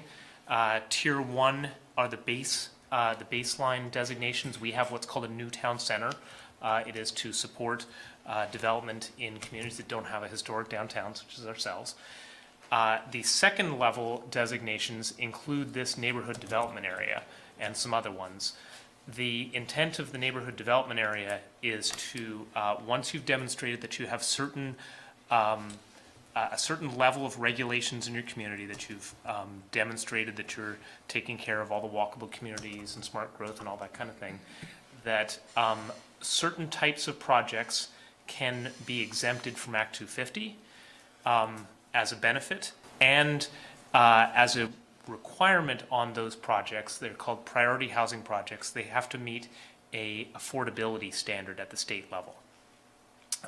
So we have in the purple crosshatch behind you here, the blue is our Newtown Center, the purple crosshatch, which covers all of the blue and a little bit more than the blue, is our current neighborhood development area, and what is being proposed is to add this parcel here. The neighborhood development areas can extend up to 1/4 mile from the distance of your Newtown Center if you so choose, as long as you can demonstrate that it's connected or plan to be connected, and that is has all the regulations in place. This is a parcel that is currently undeveloped. It is immediately adjacent to Dumont Park, which is right here. And under our regulations is here, this yellow property here. So the orange here is our T4, that's our 4-story building district.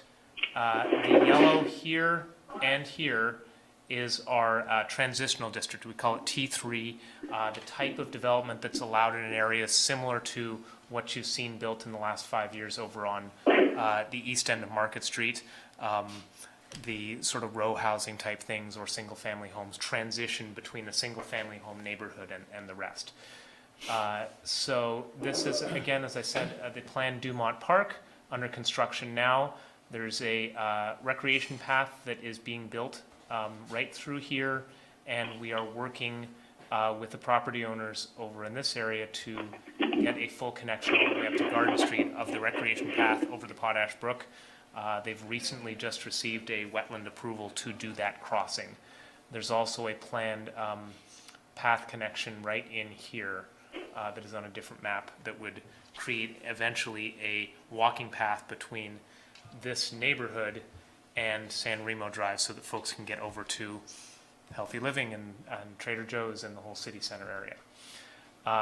As I said, this is really, this designation creates a win-win for both the property owner and the city. If the win for the property owner is that they get a cap on their wastewater fees if it gets this designation, and they do not have to go through Act 250. The win for the city is that, and the community, is that in order to become what's called priority housing project, the project needs to meet a standard of 20% of the housing units have to be affordable to those earning 80% of median income or less, which is a more significant threshold than what we have in our inclusionary requirement. So we've had several conversations with the property owner. They're interested in pursuing this, and it's, as I said, it appears to us to be a significant win-win for housing that would otherwise be built, but not necessarily as affordably. How would it be accessed? It would be accessed via a street right here. There's a right-of-way that has existed for a long time between these two homes here. The city also will use that right-of-way for access to the park. And so there would be a street right where this purple line is, and then dwelling units would be Paul, was required that to face. overlooked before, or just, why wasn't it included before? It was not included before because initially the city proposed to have the neighborhood development area exactly match the new town center. Okay.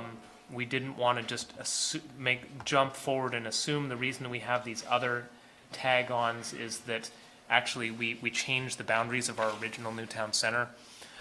So we were just a little bit conservative in the way we went about it to begin with, so that we could have a little more robust conversation about what exactly we're Just accomplishing curious. as a city. Thanks. So we could be back again in the future for another edition. No more. Okay. Helen, are you able to follow? Because we are following along with the visuals that Paul's providing us. I'm looking at, yeah, I am. I'm looking at the visuals, although I'm not certain. I didn't see the purple line where the access is, unless it's. Oh, Councilor Reilly, that's on a separate map that I did not Okay. put in the packet. It is in the application, sort of towards the end. It's on the zoning map. On the which map? It's on the zoning map that's in the application. Ah, right, okay. So that's the only access, is that easement? That is the only road access. From Barrett Street? It is, yeah. So there would be two pedestrian accesses. Eventually, one would be to the north, actually three. One to the north, one through the park over to Ivy Street, and one to the west. The western one won't exist right away because we have not secured the portion that goes directly to San Remo, but So that parcel backs up to like Bouchard Brothers and Spotlight on Dance and Bouchard Brothers, yes. Spotlight on Dance, I think, is a little bit south too of there. far south? Okay. Yeah. So you weren't here earlier, Paul. We had talked about what was Andrew's language in the nuisance ordinance, just a minute.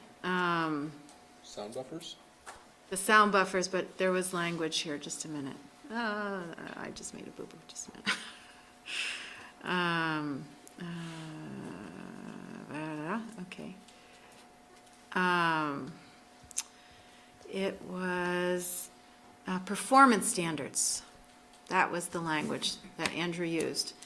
Yeah. And we had talked, we had a brief discussion about, and I believe it was over a year ago that I sent to you and Kathy Ann some language regarding sound buffers when you have a residential area abutting an industrial or a commercial area, how the land development regulations can ensure that noise coming from whatever activity would not in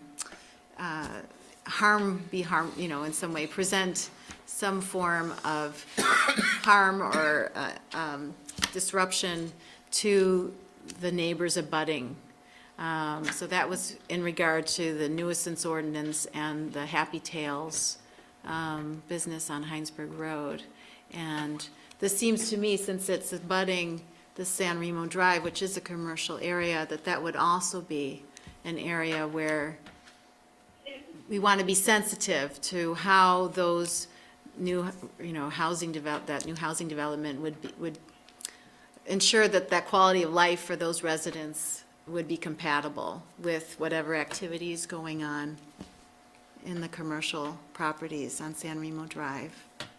Is any of this possible to tackle before moving ahead with the project and the initial plat and? It's certainly something we can communicate with the property owner. In this case, it seems that it might be a little bit of the reverse of the Happy Tales, where the commercial activity already exists there. Right. And so, anybody who moved in there would certainly at least be aware of what's existing today. Right. But we could communicate certainly with the property owners about, what, the property owner of the folks doing the development to, be aware that there could be noise nearby and that they may want to think about things like Where to put the bedrooms, where to put the garages. tree buffering, whatever it is. But that would be a optional thing on the part of the applicant, as long as they're meeting our regulations. But certainly we do, on a regular basis, communicate with applicants about what are neighborhood circumstances that they should be aware of. What can this council do, and I should probably know this, so I say this a little bit with guilt, for this council to move forward an initiative to have zoning with regard to noise buffers be considered by the Planning Commission? Certainly. Did you want? In years past, haven't we once a year had a planning commission, city council joint meeting? We haven't done that in a while. Nope. So we could maybe put that in the books? Certainly, yeah. Raise it then. Certainly through that method, or if the council wanted to recommend items or request items for the commission to take up. The planning commission is doing a joint meeting with the DRB very similar to this in a couple weeks' time, so certainly scheduling one with the planning commission to share this idea and any others that are relevant would be great, especially as both groups ramp up to work on their work plans for next year over the next couple months. Because we want our commercial areas and our residential areas to be desirable places to settle, right?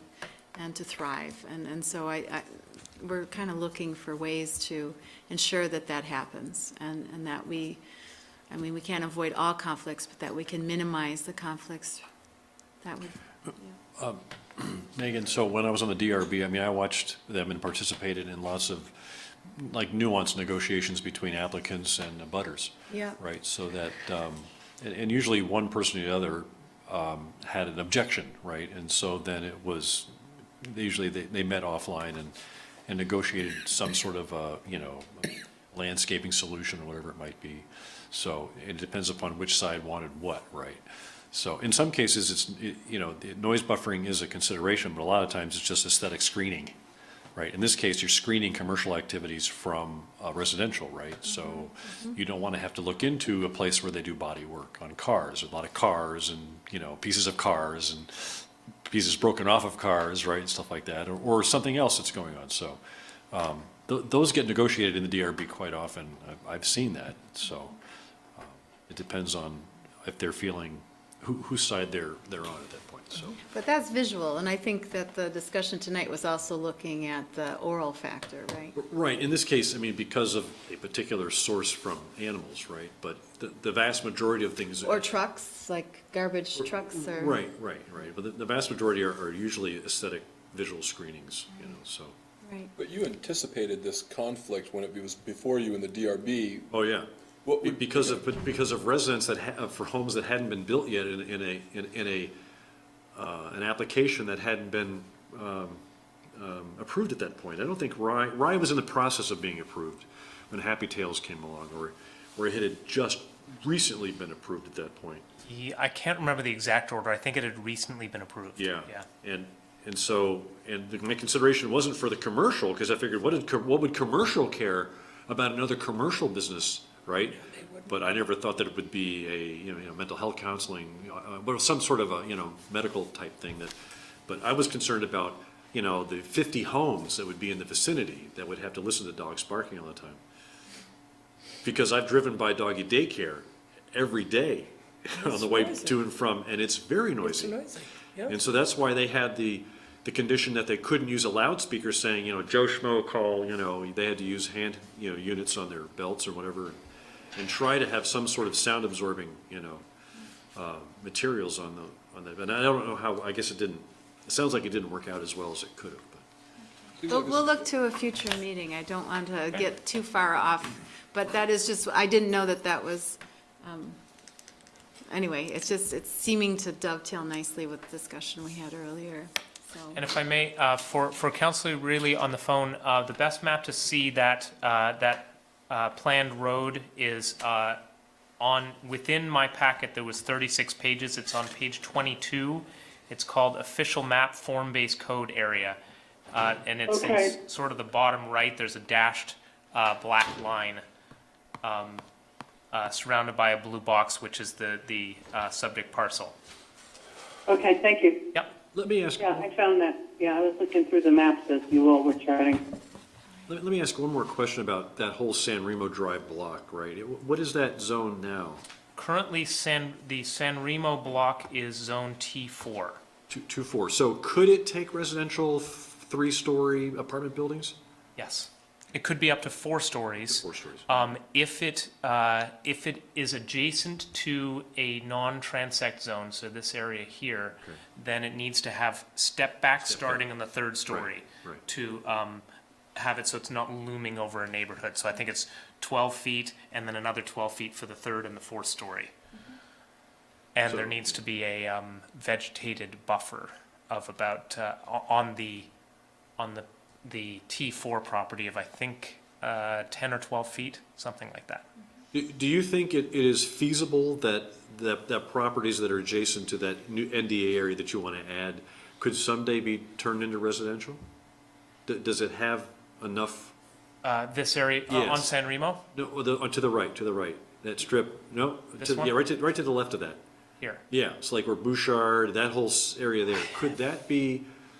It very well could be. The form-based code does not prioritize between housing or commercial. Right, but is there enough space, with setbacks and things like that to? Yeah. Is it about the same amount of space width-wise as they have over at Black Bay where? I would say there's somewhat more. So Somewhat more, this is Black Bay Ventures right here. That's about 100 feet, 90 right, feet deep. Yeah. Here you've got probably, I'm going to eyeball it and say close to 170 feet. So I'm just pointing out that, nothing lasts forever. So a couple of businesses and a couple of lots, right, when they're given the right price, right, something else replaces it. And we're gonna see that happening here over the next 20 years. So, All right, very good. So I think, are there any other pressing questions? If not, I think Paul is looking for an approval of this application to the Vermont Downtown Board to expand the city's neighborhood development area designation. second. So moved? moved. Yeah. Okay, Move second. all right, and all in favor? Aye. Aye. Aye. All right, that was unanimous. Thank you, Paul. Thank you for your time. Good job, Paul. All right, and that brings us to other business, item 16. And Kevin Dorn had 2 updates, one with regard to the SBBA meeting and the other with regard to the Wheeler Conservation Report. Actually, I have a third. And the third, Well, and I'll take them quickly.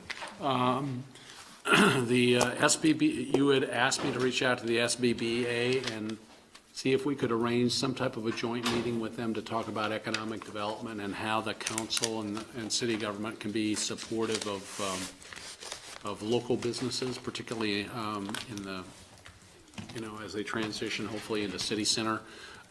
Julie Beatty, their executive director, said they'd be happy, their board would be very happy to meet with the council. And so I just wanted to ask you quickly about your thoughts on timing. I suggested sometime in late February, but maybe you want to wait till after the election, before. What is your thinking about that, A? And B, would you like it to be a special meeting, where it was be kind of like a roundtable thing? Yeah. A special council meeting, but dedicated to that issue? Or do you want it to be, the traditional half hour here with you in a scheduled meeting? Oh, I think a special meeting, a separate special meeting, I think that would be better. With booze. I do too. And just to keep in mind that late February, there's a school break, right? So. Yeah. I agree with a special meeting, and I don't care when it happens, but if you want to find a time in February, that's fine. Yeah, Yeah. okay.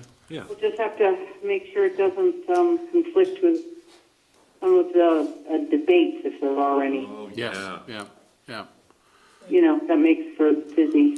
Well, so let me see if I can get something scheduled by the 15th of February, and I think that stuff generally comes after that. Okay, thank you on that. And the second item, and Helen, I emailed this to you, pursuant to right, yes. your interests in having a mailing go out to new homeowners, I have begun to draft such a letter that would go out with, and what I'm looking for from you is just, is this kind of what you're looking for? There can be more items on here, but the tax issue is in here. It's the fifth bullet down. I kind of didn't want, frankly, to have the first contact between government and the taxpayer be a note that said, oh, by the way, damn it. Make sure We're you gonna pay put your house taxes. up for a tax sale. Pay early. So we were thinking about sending something like this out with the current copy of Sobu Life. Mm-hmm. And it's just some handy information. Is this what you're looking for? I know that we have a journalist here, but I do hear residents say that they receive those city, whether it be the other paper or probably Sobu Life, and it just goes poop right into the recycling. I mean, it's up to you. Believe me, I'm perfectly happy to not take on another task and send letters out to new residents, but this is not for you to decide tonight. I think a letter is, I mean, we have proof positive, we've tried to communicate with them with this, okay? Right. But where it says, as a friendly reminder, I'd make that big bold print. Right. Bingo. I mean, these are nice because somebody, unless you say at the top, please read through to the end. Right. I think it's gotta just, and don't forget, you need this friendly reminder. And Justin said he looked at it and thought all the rest of this stuff was just fluff that was trying to soften Yeah, the other that part. statement. well, when you move to Vermont, you pay a welcome fee, $1,500. Okay, just so you know. So that's how Vermont welcomes people from out of state. Okay? Where's the welcome fee? Yeah, when you move to the state of Vermont, you pay a fee. We paid $1,500 in 2002. I never heard of You're it. kidding me. When you buy, when you buy a house, you mean? Who do you pay it to? You pay to the state. All right? Like So they it was transfer welcome your to registration? Vermont. It says tax on You your owe us kids? What is it? $1,500. Yeah, that we paid a welcome fee to move into You mean Vermont. like your car registration, changing your car registration? I can't remember if it license? was linked to something, but they called It's it, probably a collection of fees that you pay by. or we actually- called it the welcome fee. Yeah. Well, I think it's it's a bunch of stuff. Well, it You just wasn't need- called a welcome. Move anywhere. Well, I think that might have been my husband and myself. I suppose if you. It's probably. So I'm just saying that we still came, and I do think that as opposed to paying penalties and interest, it's not just a friendly reminder, it's a helpful reminder. Yeah, And I would put headings and just say, local property taxes as a heading, because you have a whole section here on the back. They might not even turn the page over. And I mean, they can skip that the other papers are official paper, but they better not skip some of the other pieces. Well, that's where our notices That's why I go. like that. This is, Oh, I know the notice goes there. this is a lot of information. If I were a new It is. resident moving in, I would be appreciative of this. Yes. Yeah, As I would read a it. simple letter, I would just add a couple things. I don't know if you want to go over this Send me tonight. any edits you want, but not So, tonight. okay, yeah. very Okay, good. good. We'll do that. Any edits you want, Okay. any stylistic things you want, and we'll change it. Okay. I think we ought to have retained for reference on it so they All don't right, forget. very good. Maybe some dates when stuff is due. Okay, so I'll work on that, and then as soon as practical, we'll start sending them out.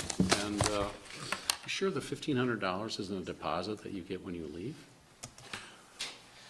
Is that an enticement? No, that's just a job. I think it's a deposit. I think it's, no, I think it's a deposit. Okay. What do you mean? The welcome fee must be a deposit, it's not a. They save it for you, and then you get it when I'm you. just saying. It's if just like a damage If it deposit. still exists, and I have to talk to my husband, because I haven't thought about it for 15 years. But if we're trying to attract more people to the state, maybe we should get rid of this welcome fee, unless, Well, my someone daughter thought moved about here it. 4 years ago, and I don't remember that she paid any welcome fee. I mean, as, to your point, it might be, you had Register a your car car, registration, driver's and you had license renew, to get your license, but I've never heard it called a welcome. Use tax on your car, yeah. That's the one, that's the killer. It's a registration. You bring a car into the. So that's the Yeah, welcome you do. fee. That's the Right. biggie. Okay. Well, you do pay, you pay the tax, but we have it's like a Yeah, one you shot. are, why, you pay well, you already paid tax on it. so Yeah, why- but it's not like Massachusetts that has excise tax on your car every year. Yeah, every Oh, year, really? personal property. So last thing, you received the report from the Wheeler Conservation Committee at your last meeting. Would you like that scheduled for further discussion soon? Yes. Or on an upcoming agenda? What action would you like to take now? A good question. I think we have to deliberate more and potentially consider approval or have does this require anything besides council action? Does it? We generally are in favor of this easement, right? I mean, Yeah. Pat, you had some reservations about Well, it in was- perpetuity, I right? think did. we need to understand what the restrictions are that already Already exist. are in place. Because there are already restrictions that exist on the property. Right. If the restrictions are adequate to meet the community's needs for preserving the property in perpetuity, then. Bless you. Well, Kathy Ann said that there was already couple memos on that, so I think we want to see those memos. Yeah. That Well- Jim Barlow Yeah, prepared. we want that summarized, I Why think. don't we find, if you'd like if you'd like to have a period of deliberation on this with any additional documents that we have on the property, we can produce that and schedule Right. some time for you to deliberate. Okay, No, I would be in favor of that, yep. okay. All righty, that's all I got. All right, and then, Tom, you had the non-binding referendum raising the minimum age for smoking to 21, or for cigarette purchase? Bless you. Yeah, so this is a request that maybe other people besides me received from a school board member, asking whether we would entertain the possibility of adding to our ballot in March, a non-binding referendum to raise the smoking age in the state of Vermont to 21. It's my understanding that Burlington is doing this. It's also my understanding that the House passed this legislation last year, but the Senate had 2 senators that basically blocked it. I don't know why. As you probably know, there is I love this word, plethora of evidence about the harm that cigarette smoking does to human beings, either by primarily smoking or by secondhand smoke. And we currently have new legislation that I don't know if it's been signed by the governor that restricts recreational marijuana to age 21. We also have legislation that predates to sale of alcoholic beverages to nobody under the age of 21. So it probably is a good idea, and there's probably data behind this that shows that it makes it harder for young people to get tobacco products if it's denied to people under 21 at sale points within our city or within, the whole state of Vermont. So I think the logic is that the survey data shows that Vermont's older population smokes at a rate lower than the national average, but that our young population smokes at a higher rate than the rest of the nation. So I think that epidemiologists will probably tell you that if you make it harder for young people to obtain the tobacco products, that you could bring the rate down some more. So the question is, we have 2 things that we could discuss, and we don't have to belabor this tonight, but we have to make a decision about whether we want to add something to our ballot by. You just approved the warning. That was the full warrant right there?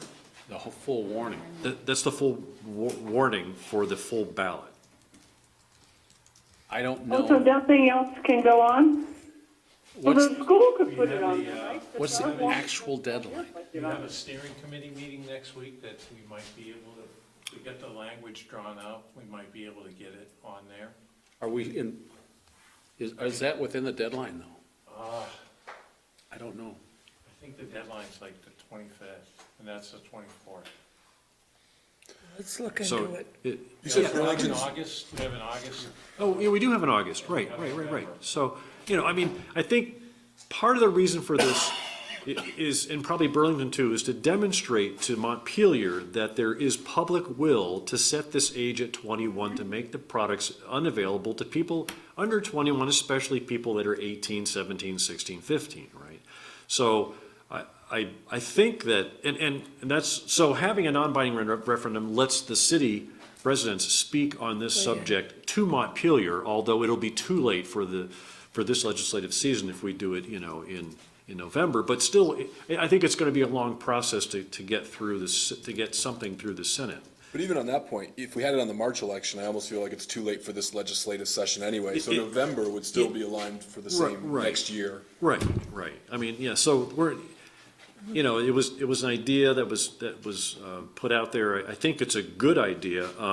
There are several states that have already undertaken and passed this legislation. Hawaii was the last one. I believe that California and Oregon also have this law on the books.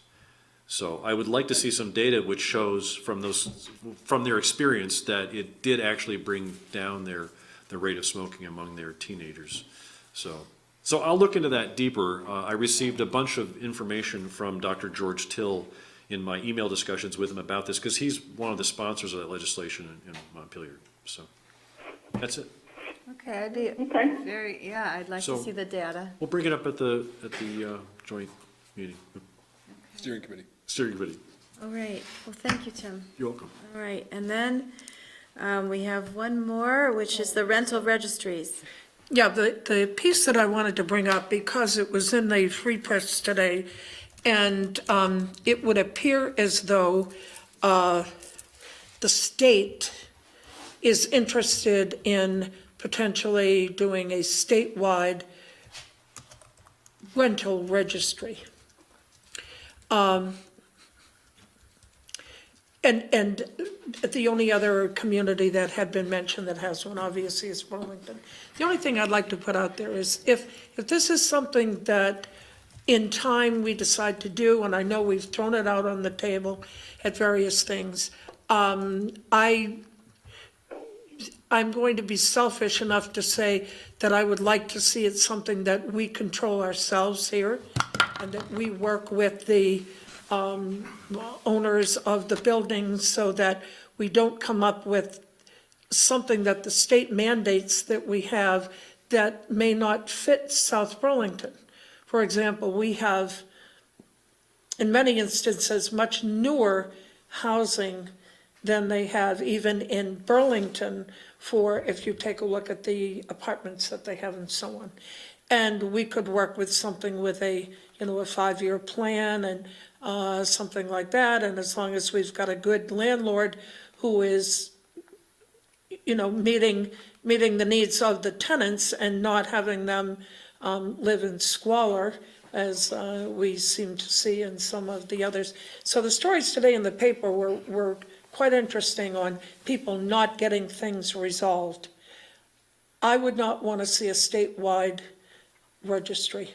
I think that would take away from our Oversight? I think we should have more control over what we do here versus that. And I think we've shown that with our stormwater and everything else that we are leaders in that type of area, and that when the time comes that we would like to have a registry, to have it something that we can control, we can sustain, we can fund ourselves without, I don't want to say more money going to Montpelier, but basically more money going to Montpelier. Okay, and maybe for things that don't apply to us here. That's it. Well, So that begs a lot of questions, right? So first of all, Burlington already does this, every rental unit is registered. The landlord pays a fee annually for every unit? Not new construction. New construction gets 5-year permits. So if you meet certain thresholds, you get 5 years before you have to renew again. So that could apply Because here it's too. brand new. Because That's it's brand my new and understanding. certain- Right. That's fine, that's Yeah. fine, right. But Bill Ward, right, is one of their inspectors, and you've seen the articles in the Free Press about a particular landlord that has lots of properties that are in disrepair, and how, unfortunately, how little power it seems like the city has to force this landlord to make the corrections. Now, the landlord's gotten a lot of negative press, and sometimes that can be just as effective, right? Unfortunately, The in a housing 2%, shortage. in a 2% vacancy, situation, which is now actually like 3 or 4%, which is, it's getting better, right? These things, so bad press can, depress somebody's ability to fill their units. So Burlington, the question for Burlington is, do they have a revenue neutral, positive, or negative model for how they run their registry with their administrative personnel and their inspectors? Well, it'd be good to ask. I don't know. See what they I don't have. know. I agree with everything you just said. I would just say we also need to put in this conversation, this is a public safety thing. These rental units, some of them are not safe. And it That's was true. a tragedy that propelled the creation of the registry, as far as I recollect. My friend Amy Miner, I actually knew her. She died in 1998 because the unit next to her created carbon monoxide and it poisoned her unit. So my understanding is since then, that has propelled a lot of the inspections and more rigorous application of rental standards in Burlington. So maybe, and this is a possibility, right? You already do fire inspections, right? You do electrical inspections. The question is there a way, and at the very minimum, you want the units to be safe for fire and for smoke and CO, at the very least, right? And we already know that the fire department watches Craigslist, and they watch other forms of media that advertise rental units in the city, and call people and say, you need to have hardwired, interconnected smoke detectors in your unit if you're gonna rent it. So the question is, if they're already watching, it's almost like we should ask the question, how can we implement a registry? And then start very small with just fire inspections, let's say. But at the same time, if the person's there for fire inspection and they notice some other state violations, then they could write up and, issue a citation to the landlord where they have to make these other corrections and maybe pass that off to somebody else. I don't know what all the rules are. Well, the article went on today to talk about health, the health because of this family having rats coming out of their couch or something like that. It was really disgusting. And, but they were told that they had to call their local health officer. Then they found that there really wasn't a local health officer, or if there was, the health officer said, I don't take care of that. You have to go back to your landlord. And, it was kind of a convoluted piece, and I thought, that isn't what we envisioned here. I think what we envision here is the safety, for Right. folks. And Right. we do have a health officer in town. So we're kind of getting into debate about this issue. Right, can't talk. and I was looking at Probably the, should- Sorry. It is on your work it's plan. not with the date though, so if we want to put it on our work plan, this is maybe the moment. Well, we may want to keep it, in the forefront and talk about it, especially if the state decides that they are going to do anything with this. Because, I'm not one to say that we have to have this in by a week from Friday, but I'm also looking and saying, I think it's worthwhile to talk about, considering that the state is looking to take this on. Would our, I don't know, but our Affordable Housing Trust Committee have any interest in looking at this when they're talking about regulations and Affordable ordinances? Housing Committee? Yeah, Yeah, I can pass it on to them. I can also check with, our own representative head as chair of the committee that would have jurisdiction over this and Right. find out what might be happening there. So I can reach out. I like the idea of tasking the housing committee with this as well. Okay. I have an open mind on this. I really want to hear from Personally. staff. I'd love to know from Justin and from Paul and from Ray what their thoughts are on this. And I know that can't be done in a 15-minute conversation. So I'm not saying next week or next month or so, but it would be useful for me to hear what the concerns and questions and where staff comes in on this topic. But To me, if fire department is already looking, right, for new rentals or people that are renting houses out that because they bought something, they lived there, they moved up, or they moved out, and they're renting it for the first time. If they're already taking an interest in it, then there's the ability to bill for an inspection, register the property, get it on the books, and understand, right? And then maybe from there, we can inch our way into other safety considerations. There are a lot of, I mean, I don't want to go into the details of the safety issues in the house that my son rented on East Terrace, but there were quite a few. But I was not the renter. I was not on the lease. I could not make any complaints. And I could not convince my son to raise the complaints either because he was a college student, right? And they just don't really understand. So, you know, it's a quality of life issue for people that are renting, and there are lots of properties in the city that are just, I'm sure they're fine, you know, and the rent is fair on whatever the market price fair is. But there are probably some on the edges that are not, and those are the ones that I want landlords to fix, period.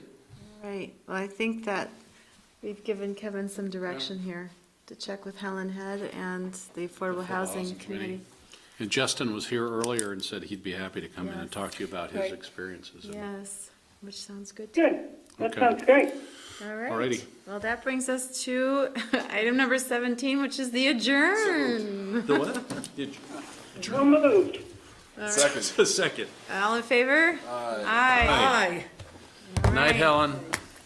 Nice, thank you. Thank you all.